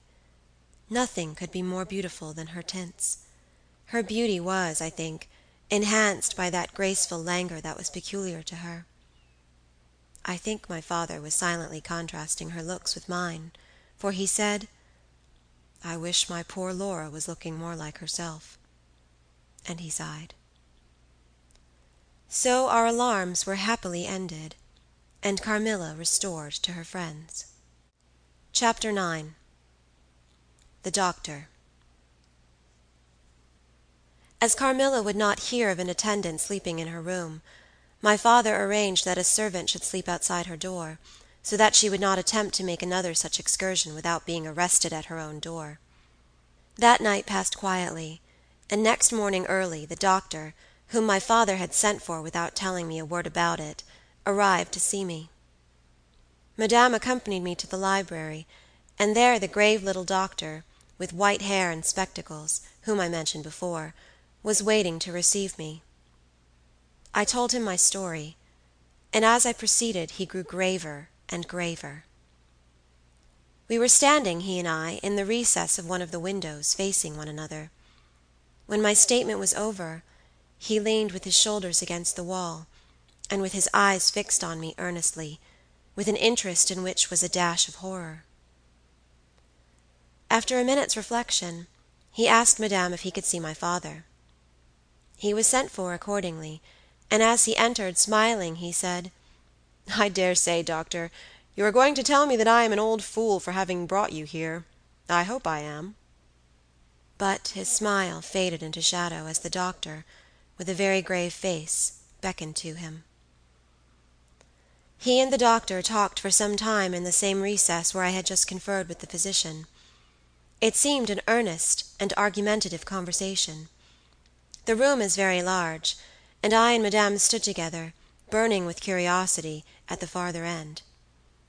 Not a word could we hear, however, for they spoke in a very low tone, and the deep recess of the window quite concealed the doctor from view, and very nearly my father, whose foot, arm, and shoulder only we could see, and the voices were, I suppose, all the less audible for the sort of closet which the thick wall and window formed. After a time my father's face looked into the room. It was pale, thoughtful, and, I fancied, agitated. "Laura, dear, come here for a moment. Madame, we shan't trouble you, the doctor says, at present." Accordingly I approached, for the first time a little alarmed, for although I felt very weak, I did not feel ill, and strength, one always fancies, is a thing that may be picked up when we please. My father held out his hand to me, as I drew near, but he was looking at the doctor, and he said, "It certainly is very odd. I don't understand it quite. Laura, come here, dear. Now attend to Dr. Spielsberg, and recollect yourself." "You mentioned a sensation like that of 2 needles piercing the skin, somewhere about your neck, on the night when you first experienced your horrible dream. Is there still any soreness?" "None at all," I answered. "Can you indicate with your finger about the point at which you think this occurred?" "Very little below my throat. Here," I answered. I wore a morning dress which covered the place I pointed to. "Now you can satisfy yourself," said the doctor. "You won't mind your papa's lowering your dress a very little. It is necessary, to detect a symptom of the complaint under which you have been suffering." I acquiesced. It was only an inch or 2 below the edge of my collar. "God bless me! So it is!" exclaimed my father, growing pale. "You see it now with your own eyes," said the doctor, with a gloomy triumph. "What is it?" I exclaimed, beginning to be frightened.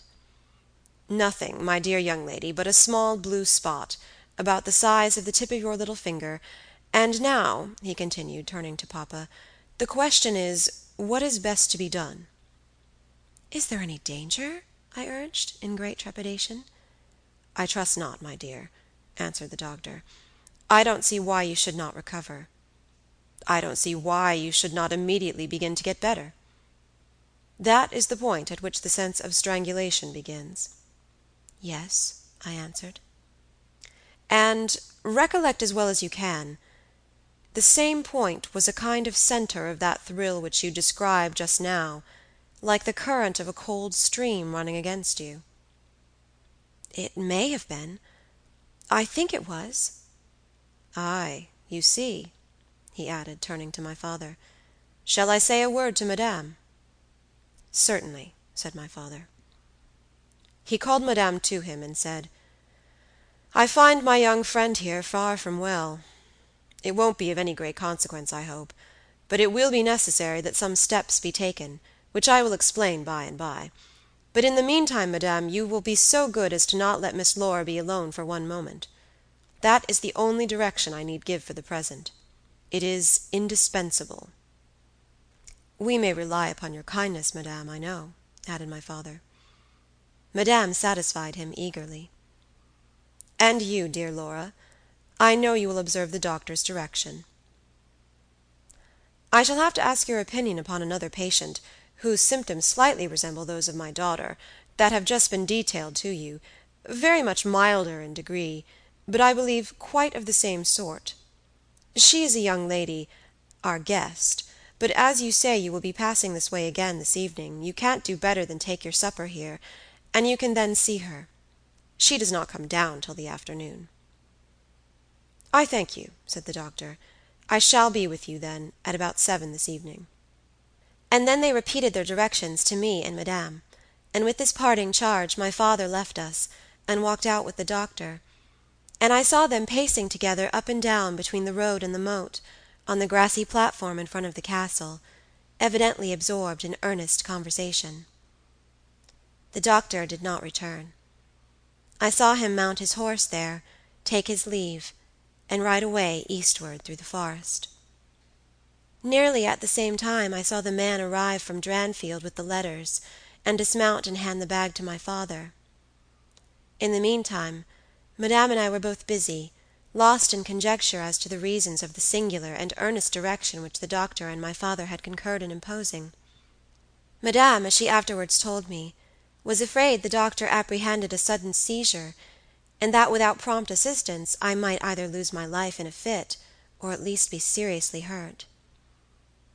The interpretation did not strike me, and I fancied, perhaps luckily for my nerves, that the arrangement was prescribed simply to secure a companion, who would prevent my taking too much exercise, or eating unripe fruit, or doing any of the 50 foolish things to which young people are supposed to be prone. About half an hour after my father came in, he had a letter in his hand, and said, "This letter had been delayed.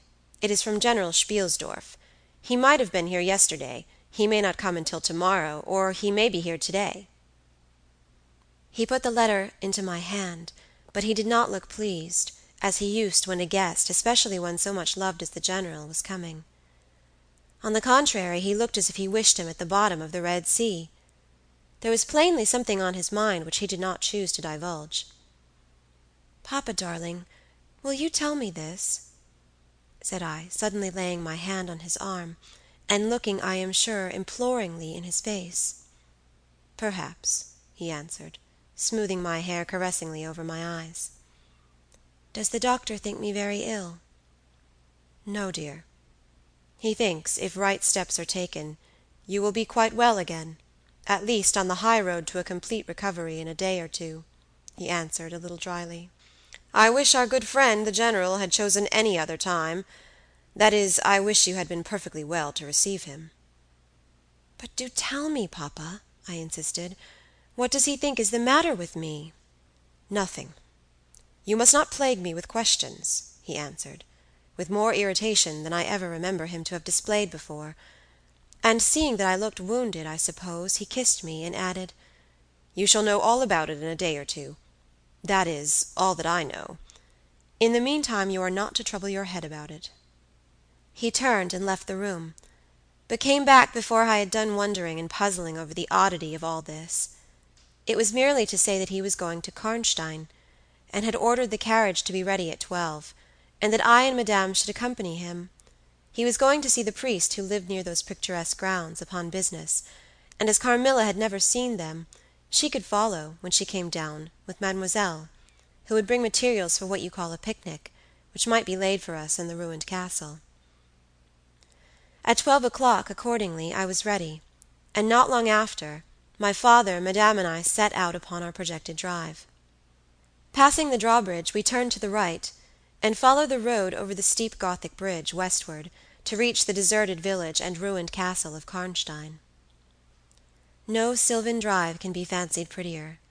The ground breaks into gentle hills and hollows, all clothed with beautiful wood, totally destitute of the comparative formality which artificial planting and early culture and pruning impart. The irregularities of the ground often lead the road out of its course, and cause it to wind beautifully round the sides of broken hollows and the steeper sides of the hills, among varieties of ground almost inexhaustible. Turning one of these points, we suddenly encountered our old friend, the General, riding towards us, attended by a mounted servant. His portmanteaus were following in a hired wagon, such as we term a cart. The General dismounted as we pulled up, and after the usual greetings, was easily persuaded to accept the vacant seat in the carriage, and send his horse on with his servant to the Schloss. Chapter 10. Bereaved. It was about 10 months since we had last seen him, but that time had sufficed to make an alteration of years in his appearance. He had grown thinner. Something of gloom and anxiety had taken the place of that cordial serenity which used to characterize his features. His dark blue eyes, always penetrating, now gleamed with a sterner light from under his shaggy gray eyebrows. It was not such a change as grief alone usually induces, and angrier passions seemed to have had their share in bringing it about. We had not long resumed our drive, when the General began to talk, with his usual soldierly directness, of the bereavement, as he termed it, which he had sustained in the death of his beloved niece and ward. And he then broke out in a tone of intense bitterness and fury, inveighing against the hellish arts to which she had fallen a victim, and expressing, with more exasperation than piety, his wonder that heaven should tolerate so monstrous an indulgence of the lusts and malignity of hell. My father, who saw at once that something very extraordinary had befallen, asked him, if not too painful to him, to detail the circumstances which he thought justified the strong terms in which he expressed himself. "I should tell you with all pleasure," said the General, "but you would not believe me." "Why should I not?" he asked. "Because," he answered testily, "you believe in nothing but what consists with your own prejudices and illusions. I remember when I was like you, but I have learned better." "Try me," said my father. "I am not such a dogmatist as you suppose. Besides which, I very well know that you generally require proof for what you believe, and am therefore very strongly predisposed to respect your conclusions." "You are right in supposing that I have not been led lightly into a belief in the marvelous, for what I have experienced is marvelous. And I have been forced by extraordinary evidence to credit that which ran counter, diametrically, to all my theories. I have been made the dupe of a preternatural conspiracy." Notwithstanding his professions of confidence in the General's penetration, I saw my father at this point glance at the General, with, as I thought, a marked suspicion of his sanity. The General did not see it, luckily. He was looking gloomily and curiously into the glades and vistas of the woods that were opening before us. "You are going to the ruins of Karnstein," he said. "Yes, it is a lucky coincidence. Do you know I was going to ask you to bring me there to inspect them? I have a special object in exploring. There is a ruined chapel, ain't there, with a great many tombs of that extinct family?" "So there are. Highly interesting," said my father. "I hope you are thinking of claiming the title and estates?" My father said this gaily, but the General did not recollect the laugh, or even the smile, which courtesy exacts for a friend's joke. On the contrary, he looked grave, and even fierce, ruminating on a matter that stirred his anger and horror. "Something very different," he said gruffly. I mean to unearth some of those fine people. I hope, by God's blessing, to accomplish a pious sacrilege here, which will relieve our earth of certain monsters, and enable honest people to sleep in their beds without being assailed by murderers. I have strange things to tell you, my dear friend, such as I myself would have scouted as incredible a few months since." My father looked at him again, but this time not with a glance of suspicion, with an eye rather of keen intelligence and alarm. "The house of Karnstein," he said, "has been long extinct, 100 years at least. My dear wife was maternally descended from the Karnsteins. But the name and title have long ceased to exist. The castle is a ruin, the very village is deserted. It is 50 years since the smoke of a chimney was seen there, not a roof left." "Quite true. I have heard a great deal about that since I last saw you, a great deal that will astonish you. But I had better relate everything in the order in which it occurred," said the General. "You saw my dear ward, my child, I may call her. No creature could have been more beautiful, and only 3 months ago none more blooming." "Yes, poor thing. When I saw her last she certainly was quite lovely," said my father. "I was grieved and shocked more than I can tell you, my dear friend. I knew what a blow it was to you." He took the General's hand, and they exchanged a kind pressure. Tears gathered in the old soldier's eyes. He did not seek to conceal them. He said, "We have been very old friends. I knew you would feel for me, childless as I am. She had become an object of very near interest to me, and repaid my care by an affection that cheered my home and made my life happy. That is all gone. The years that remain to me on earth may not be very long, but by God's mercy I hope to accomplish a service to mankind before I die, and to subserve the vengeance of heaven upon the fiends who have murdered my poor child in the spring of her hopes and beauty." "You said just now that you intended relating everything as it occurred," said my father. "Pray do. I assure you that it is not mere curiosity that prompts me." By this time we had reached the point at which the Drunstall road, by which the General had come, diverges from the road which we were traveling to Karnstein. "How far is it to the ruins?" inquired the General, looking anxiously forward. "About half a league," answered my father. "Pray, let us hear the story you were so good as to promise."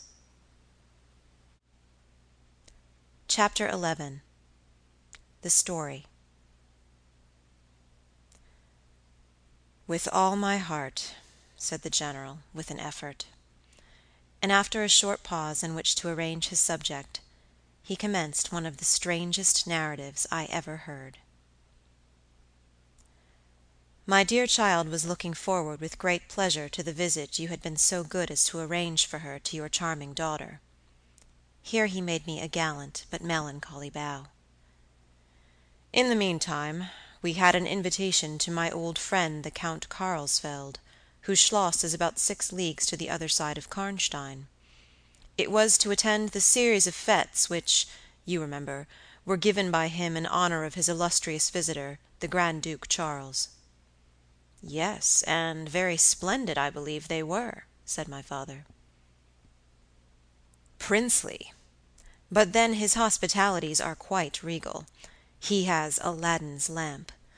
The night from which my sorrow dates was devoted to a magnificent masquerade. The grounds were thrown open, the trees hung with colored lamps. There was such a display of fireworks as Paris itself had never witnessed. And such music. Music, you know, is my weakness. Such ravishing music. The finest instrumental band, perhaps, in the world, and the finest singers who could be collected from all the great operas in Europe.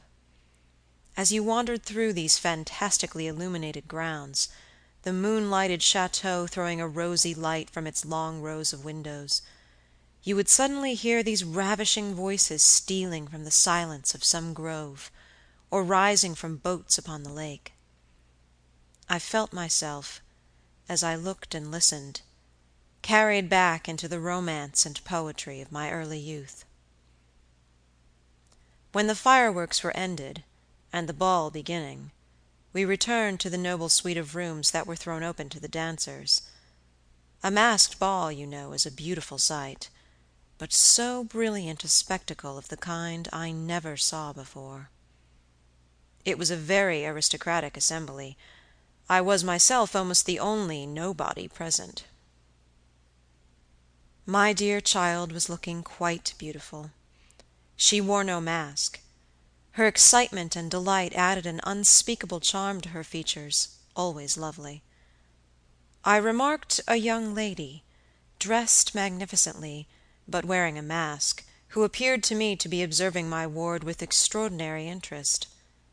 I had seen her, earlier in the evening, in the great hall, and again for a few minutes walking near us, on the terrace under the castle windows, similarly employed. A lady, also masked, richly and gravely dressed, and with a stately air like a person of rank, accompanied her as a chaperon. Had the young lady not worn a mask, I could, of course, have been much more certain upon the question whether she was really watching my poor darling. I am now well assured that she was. We were now in one of the salons. My poor dear child had been dancing, and was resting a little in one of the chairs near the door. I was standing near. The two ladies I have mentioned had approached, and the younger took the chair next my ward, while her companion stood by me, and for a little time addressed herself, in low tone, to her charge. Availing herself of the privilege of her mask, she turned to me, and in the tone of an old friend, and calling me by name, opened a conversation with me, which piqued my curiosity a good deal. She referred to many scenes where she had met me, at court and at distinguished houses. She alluded to little incidents which I had long ceased to think of, but which, I found, had only lain in abeyance in my memory, for they instantly started into life at her touch.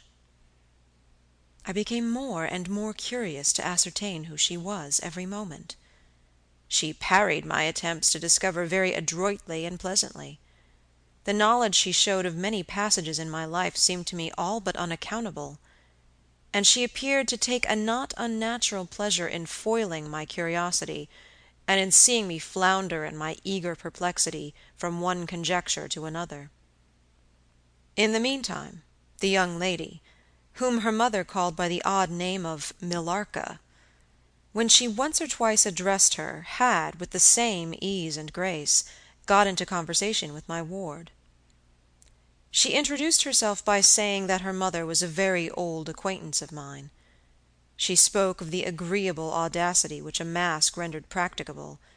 She talked like a friend.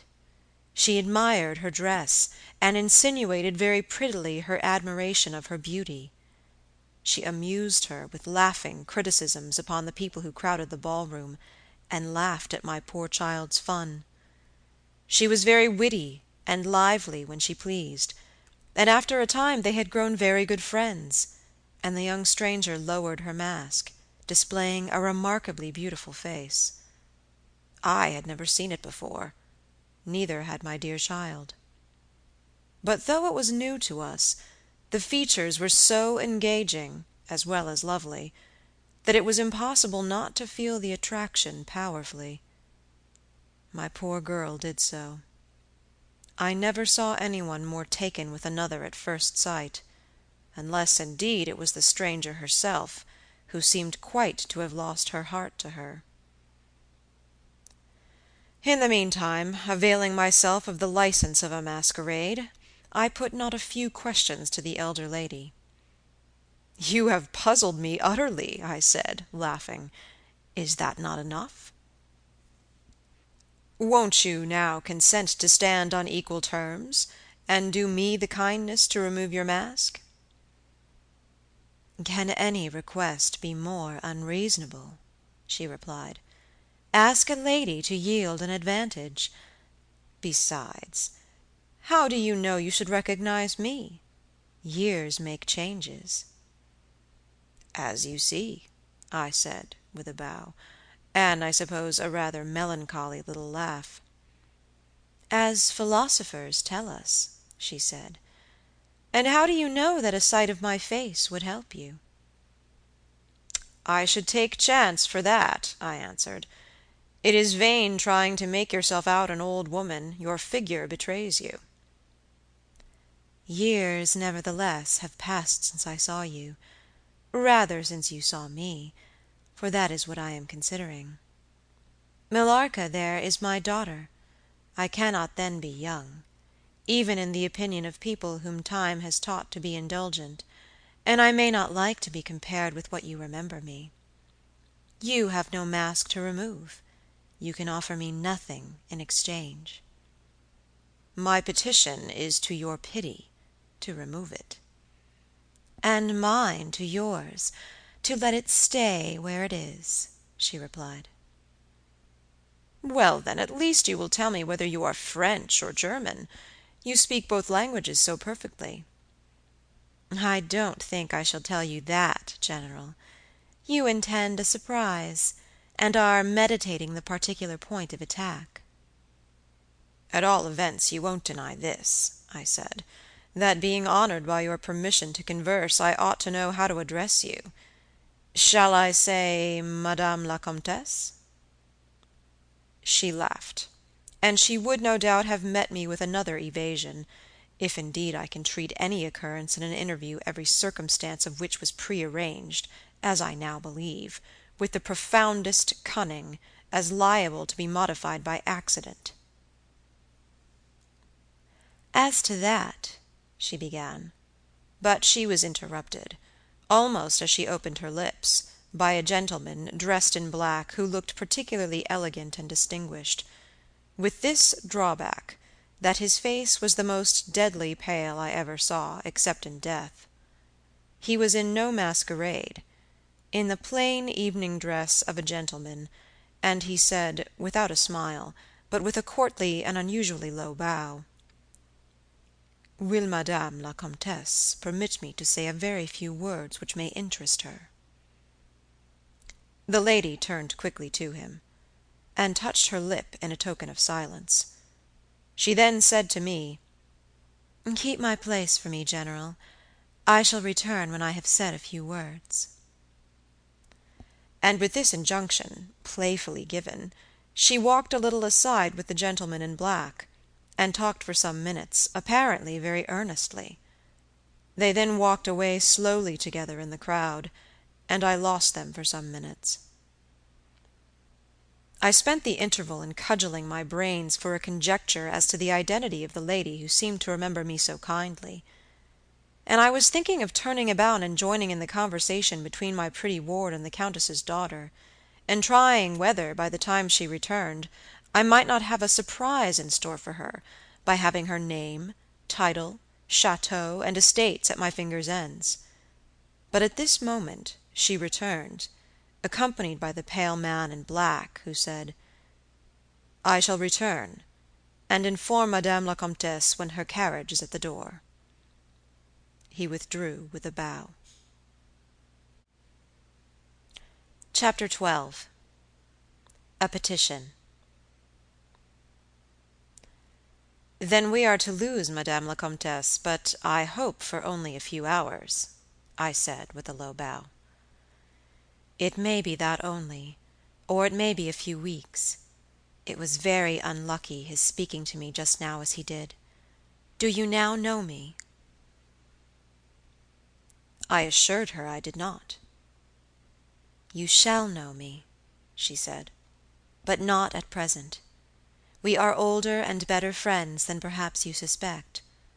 I cannot yet declare myself. I shall in 3 weeks pass your beautiful Schloss, about which I have been making enquiries. I shall then look in upon you for an hour or two, and renew a friendship which I never think of without 1,000 pleasant recollections. This moment a piece of news has reached me like a thunderbolt. I must set out now, and travel by a devious route, nearly 100 miles, with all the dispatch that I can possibly make. My perplexities multiply. I am only deterred by the compulsory reserve I practice as to my name from making a very singular request of you. My poor child has not quite recovered her strength. Her horse fell with her, at a hunt which she had ridden out to witness. Her nerves have not yet recovered the shock, and our physician says that she must on no account exert herself for some time to come. We came here, in consequence, by very easy stages, hardly 6 leagues a day. I must now travel day and night, on a mission of life and death, a mission the critical and momentous nature of which I shall be able to explain to you when we meet, as I hope we shall, in a few weeks, without the necessity of any concealment." She went on to make her petition, and it was in the tone of a person from whom such a request amounted to conferring, rather than seeking, a favor. This was only in manner, and, as it seemed, quite unconsciously. Then the terms in which it was expressed, nothing could be more deprecatory. It was simply that I would consent to take charge of her daughter during her absence. This was, all things considered, a strange, not to say an audacious request. She in some sort disarmed me, by stating and admitting everything that could be urged against it, and throwing herself entirely upon my chivalry. At the same moment, by a fatality that seems to have predetermined all that happened, my poor child came to my side, and in an undertone besought me to invite her new friend Millarca to pay us a visit. She had just been sounding her, and thought, if her mamma would allow her, she would like it extremely. At another time I should have told her to wait a little, until at least we knew who they were. But I had not a moment to think in. The 2 ladies assailed me together, and, I must confess, the refined and beautiful face of the young lady, about which there was something extremely engaging, as well as the elegance and fire of high birth, determined me, and quite overpowered I submitted, and undertook, too easily, the care of the young lady whom her mother called Millarca. The Countess beckoned to her daughter, who listened with grave attention while she told her, in general terms, how suddenly and peremptorily she had been summoned, and also of the arrangement she had made for her under my care, adding that I was one of her earliest and most valued friends. I made, of course, such speeches as the case seemed to call for, and found myself, on reflection, in a position which I did not half like. The gentleman in black returned, and very ceremoniously conducted the lady from the room. The demeanor of this gentleman was such as to impress me with the conviction that the Countess was a lady of very much more importance than her modest title alone might have led me to assume. Her last charge to me was that no attempt was to be made to learn more about her than I might have already guessed, until her return. Our distinguished host, whose guest she was, knew her reasons. "But here," she said, "neither I nor my daughter could safely remain for more than a day. I removed my mask imprudently for a moment, about an hour ago, and, too late, I fancied you saw me. So I resolved to seek an opportunity of talking a little to you. Had I found out that you had seen me, I would have thrown myself on your high sense of honor to keep my secret some weeks. As it is, I am satisfied that you did not see me. But if you now suspect, or, on reflection, should suspect, who I am, I commit myself, in like manner, entirely to your honor. My daughter will observe the same secrecy, and I well know that you will, from time to time, remind her, lest she should thoughtlessly disclose it." She whispered a few words to her daughter, kissed her hurriedly twice, and went away, accompanied by the pale gentleman in black, and disappeared in the crowd. "In the next room," said Millarca, "there is a window that looks upon the hall door. I should like to see the last of mamma, and to kiss my hand to her." We assented, of course, and accompanied her to the window. We looked out and saw a handsome old-fashioned carriage, with a troop of couriers and footmen. We saw the slim figure of the pale gentleman in black, as he held a thick velvet cloak, and placed it about her shoulders and threw the hood over her head. She nodded to him, and just touched his hand with hers. He bowed low repeatedly as the door closed, and the carriage began to move. "She is gone," said Millarca, with a sigh. "She is gone," I repeated to myself, for the first time, in the hurried moments that had elapsed since my consent, reflecting upon the folly of my act. "She did not look up," said the young lady, plaintively. "The Countess had taken off her mask, perhaps, and did not care to show her face," I said, "and she could not know that you were in the window." She sighed and looked in my face. She was so beautiful that I relented. I was sorry I had for a moment repented of my hospitality, and I determined to make her amends for the unavowed churlishness of my reception. The young lady, replacing her mask, joined my ward in persuading me to return to the grounds, where the concert was soon to be renewed. We did so, and walked up and down the terrace that lies under the castle windows. Millarca became very intimate with us, and amused us with lively descriptions and stories of most of the great people whom we saw upon the terrace. I liked her more and more every minute. Her gossip, without being ill-natured, was extremely diverting to me, who had been so long out of the great world. I thought what life she would give to our sometimes lonely evenings at home. This ball was not over until the morning sun had almost reached the horizon. It pleased the Grand Duke to dance till then, so loyal people could not go away, or think of bed. We had just got through a crowded saloon, when my ward asked me what had become of Millarca. I thought she had been by her side, and she fancied she was by mine. The fact was, we had lost her. All my efforts to find her were in vain.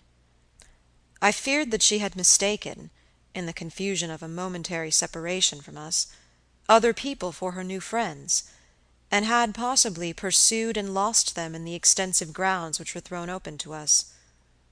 Now, in its full force, I recognized a new folly in my having undertaken the charge of a young lady without so much as knowing her name, and fettered as I was by promises, of the reasons for imposing which I knew nothing, I could not even point my inquiries by saying that the missing young lady was the daughter of the Countess who had taken her departure a few hours before.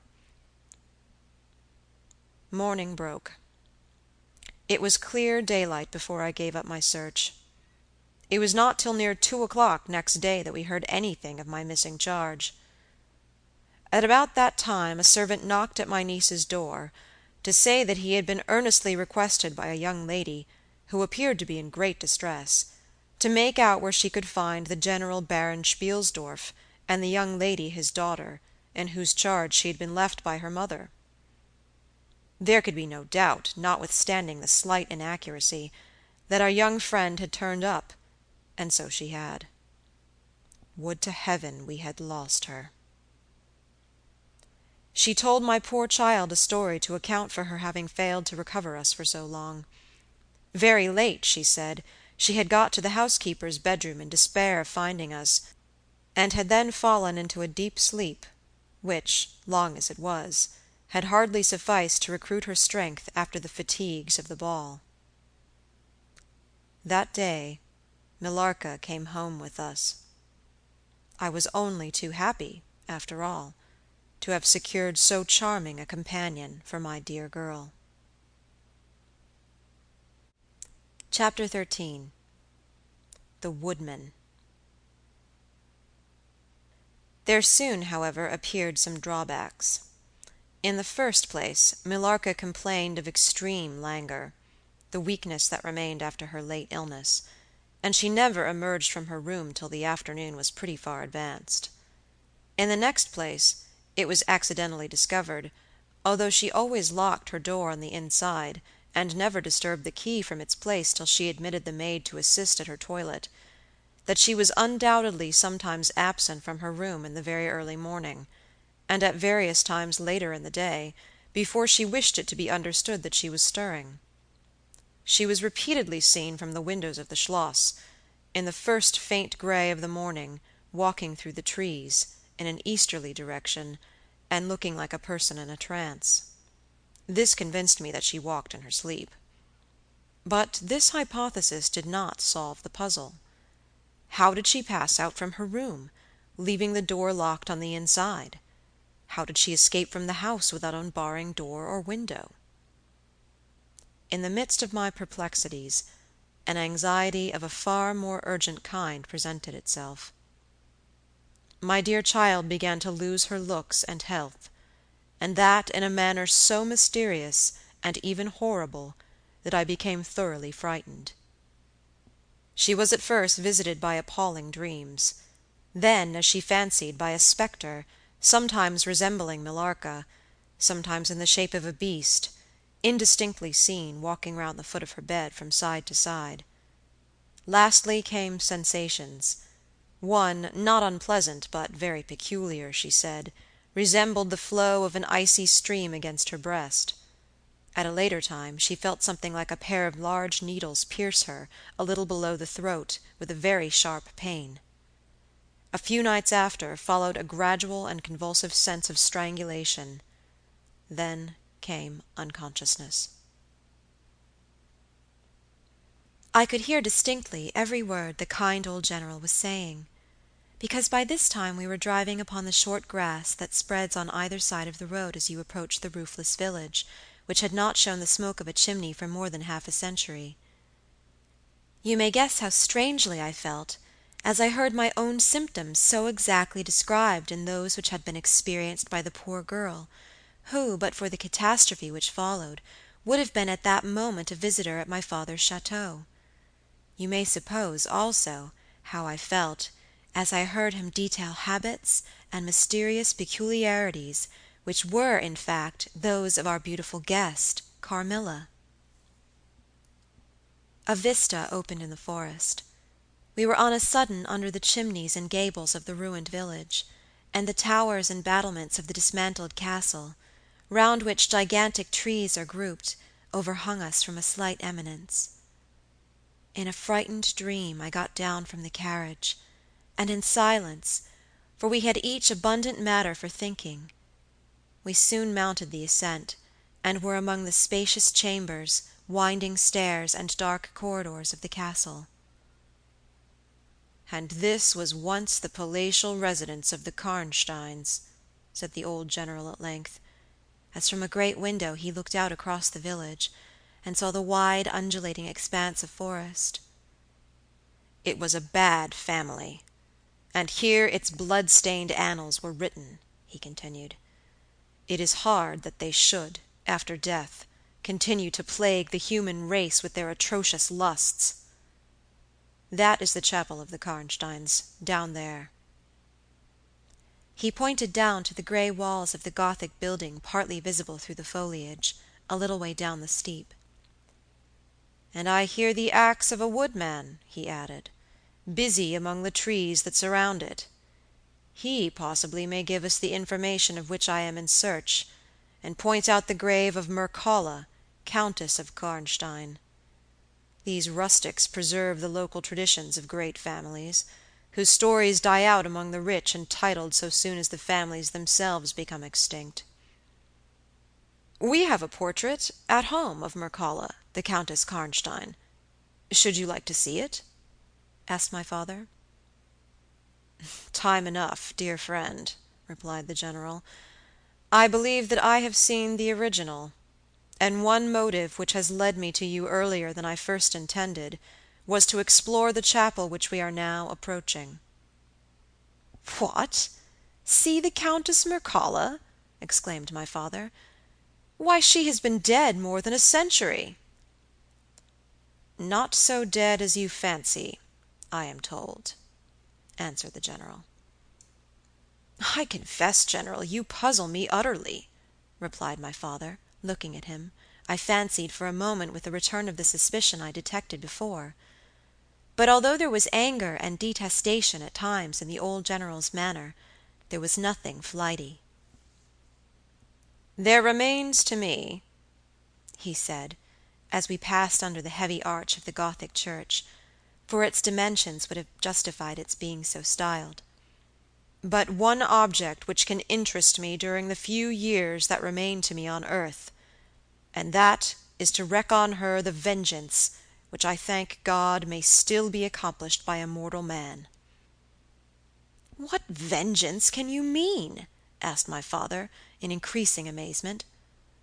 "I mean to decapitate the monster," he answered, with a fierce flush, and a stamp that echoed mournfully through the hollow ruin, and his clenched hand was at the same moment raised, as if it grasped the handle of an axe, while he shook it ferociously in the air. "What?" exclaimed my father, more than ever bewildered. "To strike her head off." "Cut her head off?" "Ay, with a hatchet, with a spade, or with anything that can cleave through her murderous throat. You shall hear," he answered, trembling with rage. And hurrying forward, he said, "That beam will answer for a seat. Your dear child is fatigued. Let her be seated, and I will in a few sentences close my dreadful story."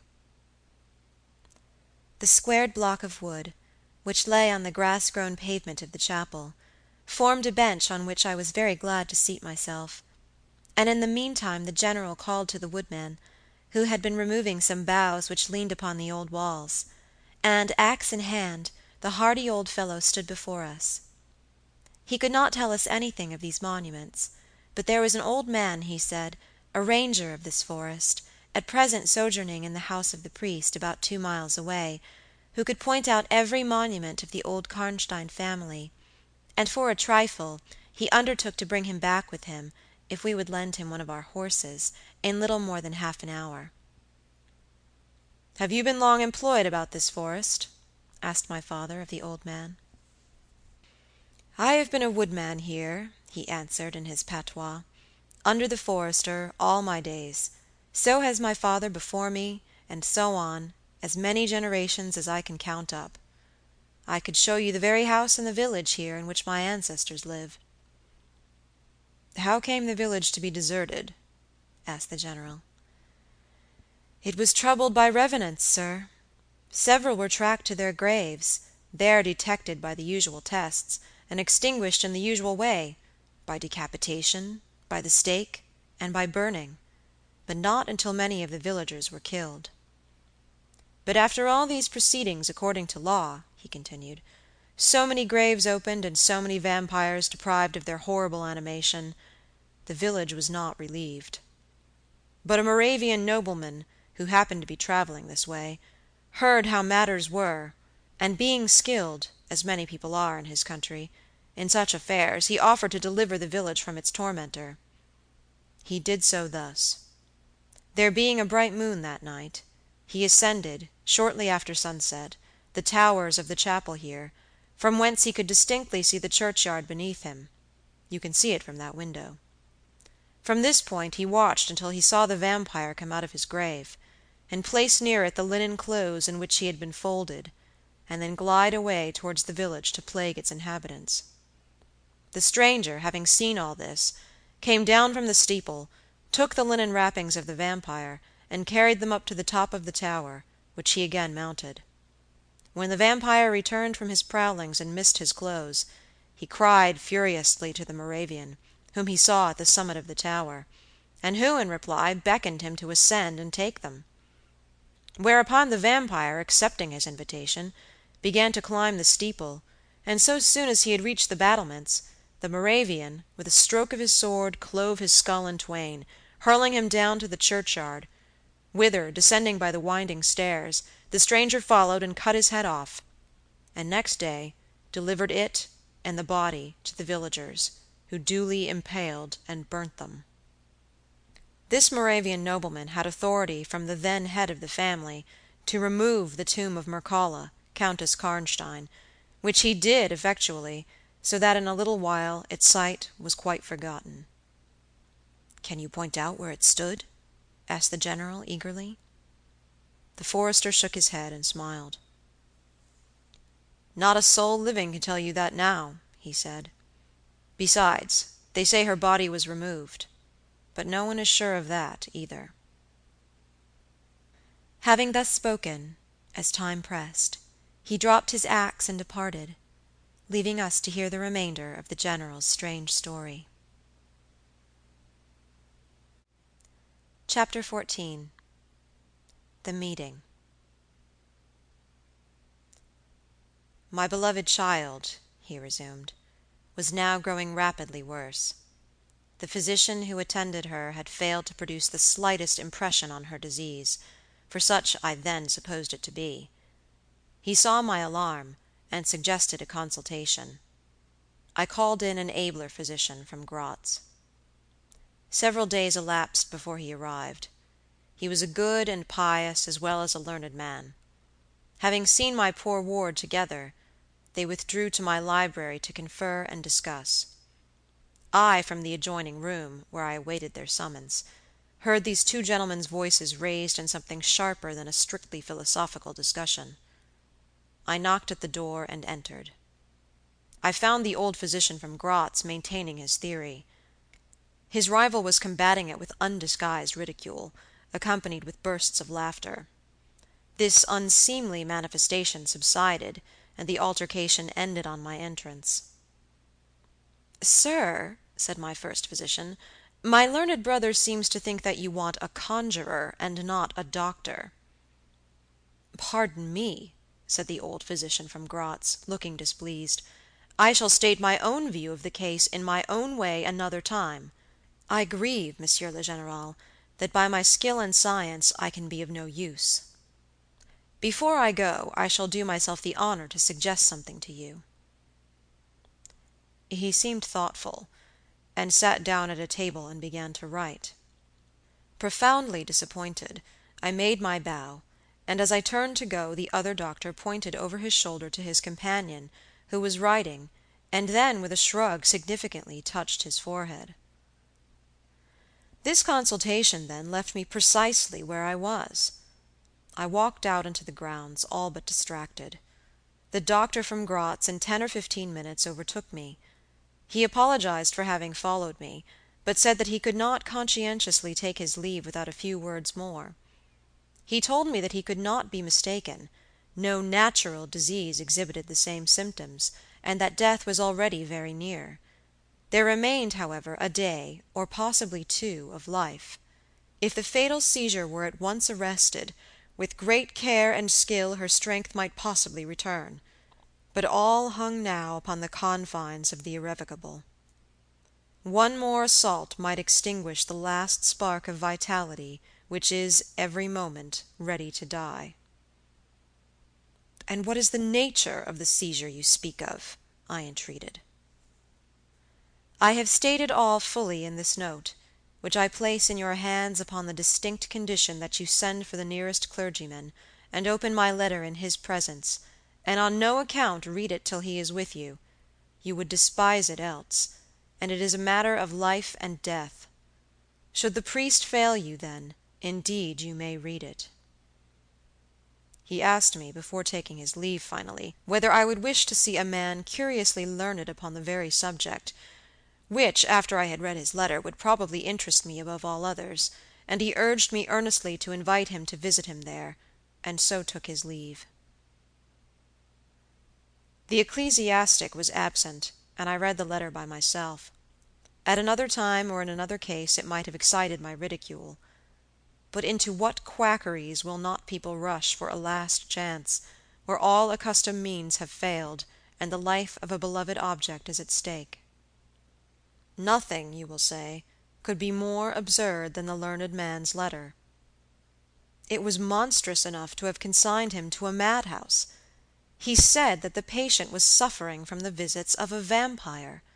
The punctures which she described as having occurred near the throat were, he insisted, the insertion of those 2 long, thin, and sharp teeth which, it is well known, are peculiar to vampires, and there could be no doubt, he added, as to the well-defined presence of the small, livid mark which all concurred in describing as that induced by the demon's lips, and every symptom described by the sufferer was in exact conformity with those recorded in every case of a similar visitation. Being myself wholly skeptical as to the existence of any such portent as the vampire, the supernatural theory of the good doctor furnished, in my opinion, but another instance of learning and intelligence oddly associated with some one hallucination. I was so miserable, however, that rather than try nothing, I acted upon the instructions of the letter. I concealed myself in the dark dressing-room that opened upon the poor patient's room, in which a candle was burning, and watched there till she was fast asleep. I stood at the door, peeping through the small crevice, my sword laid on the table beside me, as my directions prescribed, until a little after 1, I saw a large black object, very ill-defined, crawl, as it seemed to me, over the foot of the bed, and swiftly spread itself up to the poor girl's throat, where it swelled, in a moment, into a great palpitating mass.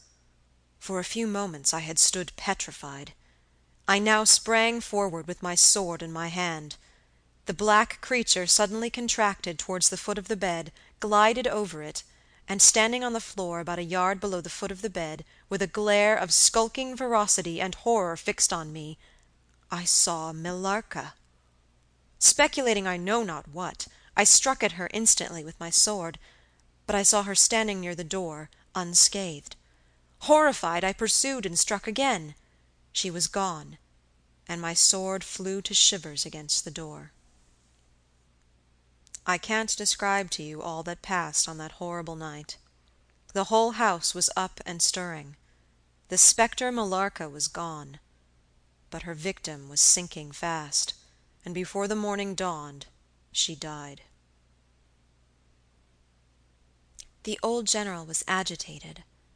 We did not speak to him.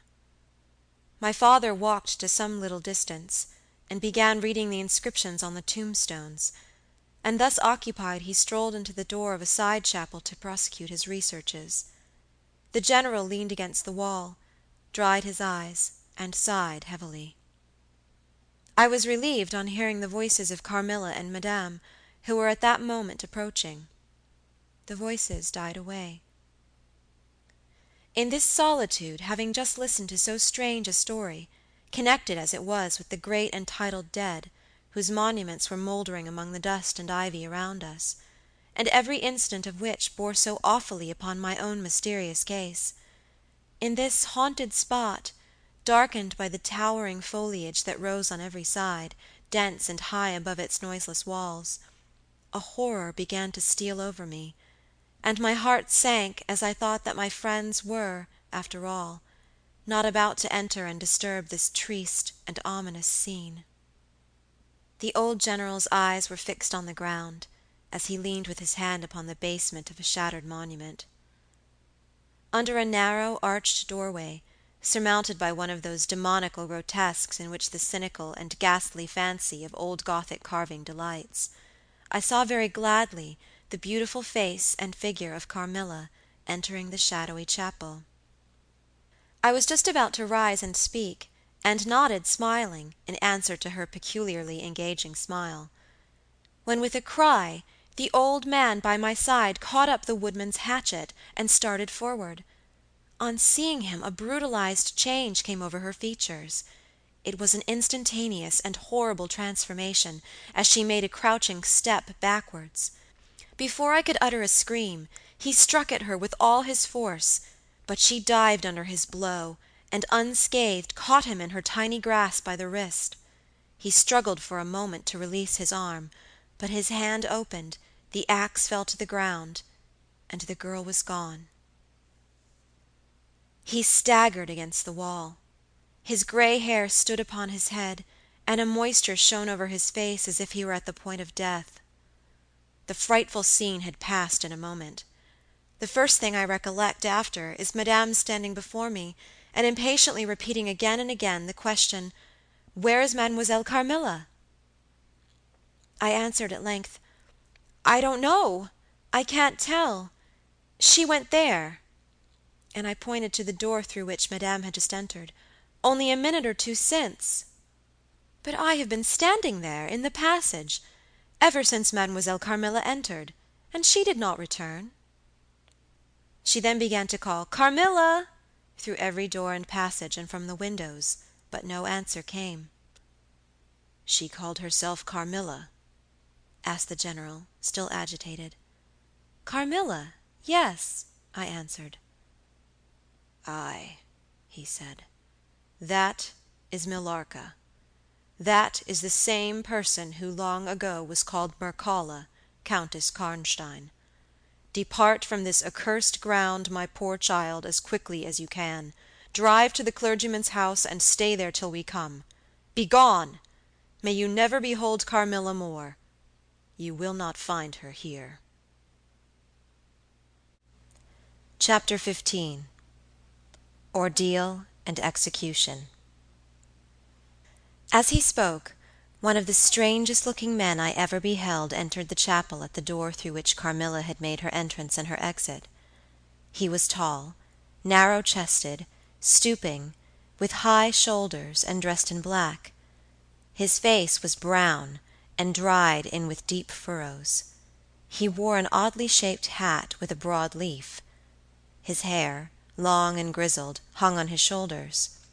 He wore a pair of gold spectacles, and walked slowly, with an odd, shambling gait, with his face sometimes turned up to the sky, and sometimes bowed down towards the ground, seemed to wear a perpetual smile. His long, thin arms were swinging, and his lank hands, in old black gloves, ever so much too wide for them, waving and gesticulating in utter abstraction. "The very man!" exclaimed the General, advancing with manifest delight. "My dear Baron, how happy I am to see you! I had no hope of meeting you so soon." He signed to my father, who had by this time returned, and leading the fantastic old gentleman, whom he called the Baron, to meet him. He introduced him formally, and they at once entered into earnest conversation. The stranger took a roll of paper from his pocket, and spread it on the worn surface of a tomb that stood by.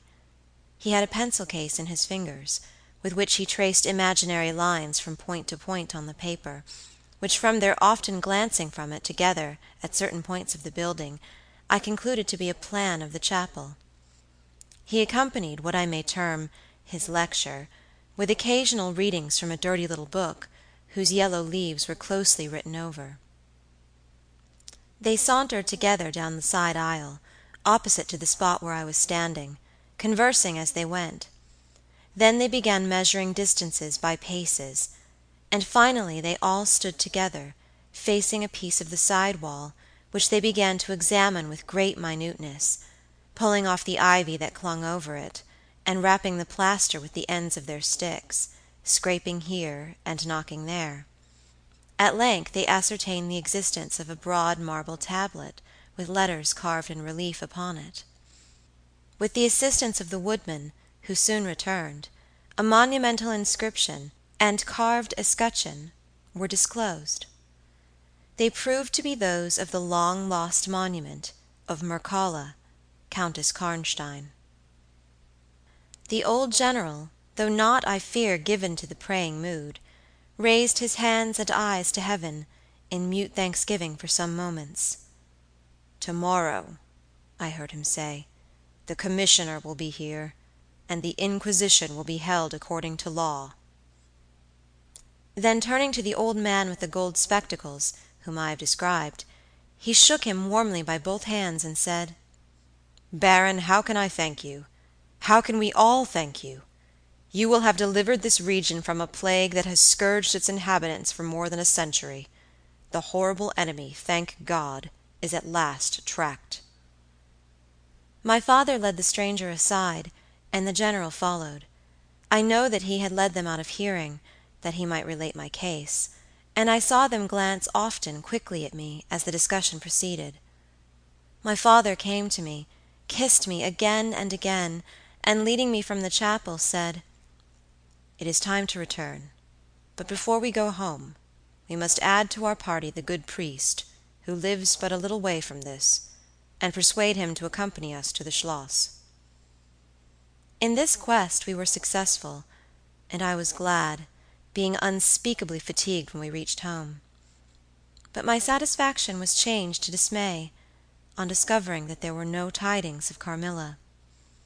Of the scene that had occurred in the ruined chapel, no explanation was offered to me, and it was clear that it was a secret which my father for the present determined to keep from me. The sinister absence of Carmilla made the remembrance of the scene more horrible to me. The arrangements for the night were singular. 2 servants and Madame were to sit up in my room that night, and the ecclesiastic with my father kept watch in the adjoining dressing-room. The priest had performed certain solemn rites that night, the purport of which I did not understand any more than I comprehended the reason of this extraordinary precaution taken for my safety during sleep. I saw all clearly a few days later.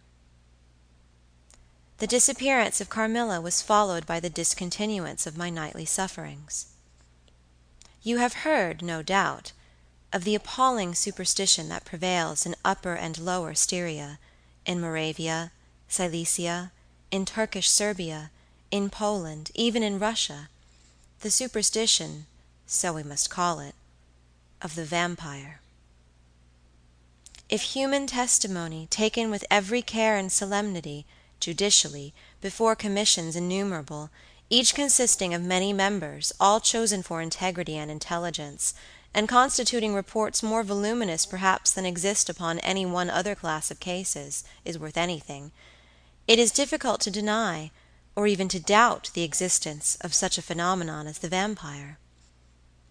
For my part, I have heard no theory by which to explain what I myself have witnessed and experienced, other than that supplied by the ancient and well-attested belief of the country. The next day the formal proceedings took place in the chapel of Karnstein. The grave of the Countess Mircalla was opened, and the General and my father recognized each his perfidious and beautiful guest, in the face now disclosed to view. The features, though 150 years had passed since her funeral, were tinted with the warmth of life. Her eyes were open. No cadaverous smell exhaled from the coffin. The 2 medical men, one officially present, the other on the part of the promoter of the inquiry, attested the marvelous fact that there was a faint but appreciable respiration and a corresponding action of the heart. The limbs were perfectly flexible, the flesh elastic, and the leaden coffin floated with blood, in which to a depth of 7 inches the body lay immersed. Here, then, were all the admitted signs and proofs of vampirism. The body, therefore, in accordance with the ancient practice, was raised, and a sharp stake driven through the heart of the vampire, who uttered a piercing shriek at the moment, in all respects such as might escape from a living person in the last agony. Then the head was struck off, and a torrent of blood flowed from the severed neck. The body and head was next placed on a pile of wood, and reduced to ashes, which were thrown upon the river and borne away, and that territory has never since been plagued by the visits of a vampire. My father has a copy of the report of the Imperial Commission, with the signatures of all who were present at these proceedings, attached in verification of the statement. It is from this official paper that I have summarized my account of this last shocking scene. Chapter 16. I write all this, you suppose, with composure, but far from it. I cannot think of it without agitation. Nothing but your earnest desire, so repeatedly expressed, could have induced me to sit down to a task that has unstrung my nerves for months to come, and reinduced a shadow of the unspeakable horror which years after my deliverance continued to make my days and nights dreadful, and solitude insupportably terrific. Let me add a word or 2 about that quaint Baron Vordenburg, to whose curious lore we were indebted for the discovery of the Countess Mircalla's grave. He had taken up his abode in Gratz, where, living upon a mere pittance, which was all that remained to him of the once princely estates of his family in Upper Styria, he devoted himself to the minute and laborious investigation of the marvelously authenticated tradition of vampirism. He had at his fingers' ends all the great and little works upon the subject. Magia Posthuma, Phlegon de Mirabilibus, Augustinus de Cura Pro Mortuis, Philosophicae et Christianae Cogitationes de Vampiris, by John Christopher Herenberg, and 1,000 others, among which I remember only a few of those which he lent to my father. He had a voluminous digest of all the judicial cases, from which he had extracted a system of principles that appear to govern, some always and others occasionally only, the condition of the vampire. I may mention, in passing, that the deadly pallor attributed to that sort of revenants is a mere melodramatic fiction. They present in the grave, and when they show themselves in human society, the appearance of healthy life. When disclosed to light in their coffins, they exhibit all the symptoms that are enumerated as those which proved the vampire life of the long-dead Countess Karnstein. How they escape from their graves, and return to them for certain hours every day, without displacing the clay or leaving any trace of disturbance in the state of the coffin or the cerements, has always been admitted to be utterly inexplicable. The amphibious existence of the vampire is sustained by daily renewed slumber in the grave. Its horrible lust for living blood supplies the vigor of its waking existence. The vampire is prone to be fascinated with an engrossing vehemence, resembling the passion of love, by particular persons. In pursuit of these, it will exercise inexhaustible patience and stratagem, for access to a particular object may be obstructed in 100 ways. It will never desist until it has satiated its passion, and drained the very life of its coveted victim. But it will, in these cases, husband and protract its murderous enjoyment with the refinement of an epicure, and heighten it by the gradual approaches of an artful courtship. In these cases, it seems to yearn for something like sympathy and consent. In ordinary ones it goes direct to its object, overpowers with violence, and strangles and exhausts, often at a single feast. The vampire is, apparently, subject in certain situations to special conditions. In the particular instance of which I have given you a relation, Mircalla seemed to be limited to a name which, if not her real one, should at least reproduce, without the omission or addition of a single letter, those, as we say anagrammatically, which compose it. Carmilla did this. So did Millarca. My father related to the Baron Vordenburg, who remained with us for 2 or 3 weeks after the expulsion of Carmilla, the story about the Moravian nobleman and the vampire at Karnstein churchyard, and then he asked the Baron how he had discovered the exact position of the long-concealed tomb of the Countess Mircalla. The Baron's grotesque features puckered up into a mysterious smile. He looked down, still smiling on his worn spectacle case, and fumbled with it. Then, looking up, he said, "I have many journals, and other papers, written by that remarkable man. The most curious among them is one treating of the visit of which you speak, to Karnstein. The tradition, of course, discolors and distorts a little. He might have been termed a Moravian nobleman, for he had changed his abode to that territory, and was, besides, a noble. But he was, in truth, a native of Upper Styria. It is enough to say that in very early youth he had been a passionate and favored lover of the beautiful Mircalla, Countess Karnstein. Her early death plunged him into inconsolable grief. It is the nature of vampires to increase and multiply, but according to an ascertained and ghostly law. Assume at starting a territory perfectly free from that pest. How does it begin, and how does it multiply itself? I will tell you. A person, more or less wicked, puts an end to himself. A suicide, under certain circumstances, becomes a vampire. That spectre visits living people in their slumbers. They die, and, almost invariably, in the grave develop into vampires. This happened in the case of the beautiful Mircalla, who was haunted by one of those demons. My ancestor, Vordenburg, whose title I still bear, soon discovered this, and in the course of the studies to which he devoted himself, learned a great deal more. Among other things, he concluded that suspicion of vampirism would probably fall, sooner or later, upon the dead Countess, who in life had been his idol. He conceived a horror, be she what she might, of her remains being profaned by the outrage of a posthumous execution.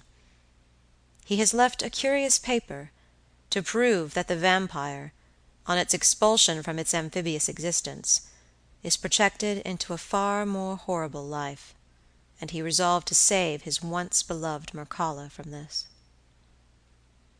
He adopted the stratagem of a journey here, a pretended removal of her remains, and a real obliteration of her monument. When age had stolen upon him, and from the veil of years, he looked back on the scenes he was leaving, he considered, in a different spirit, what he had done, and a horror took possession of him. He made the tracings and notes which have guided me to the very spot, and drew up a confession of the deception that he had practiced.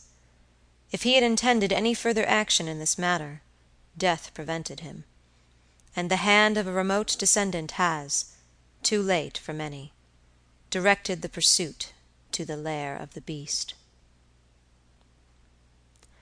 We talked a little more, and among other things he said was this: one sign of the vampire is the power of the hand. The slender hand of Mircalla closed like a vice of steel on the general's wrist when he raised the hatchet to strike.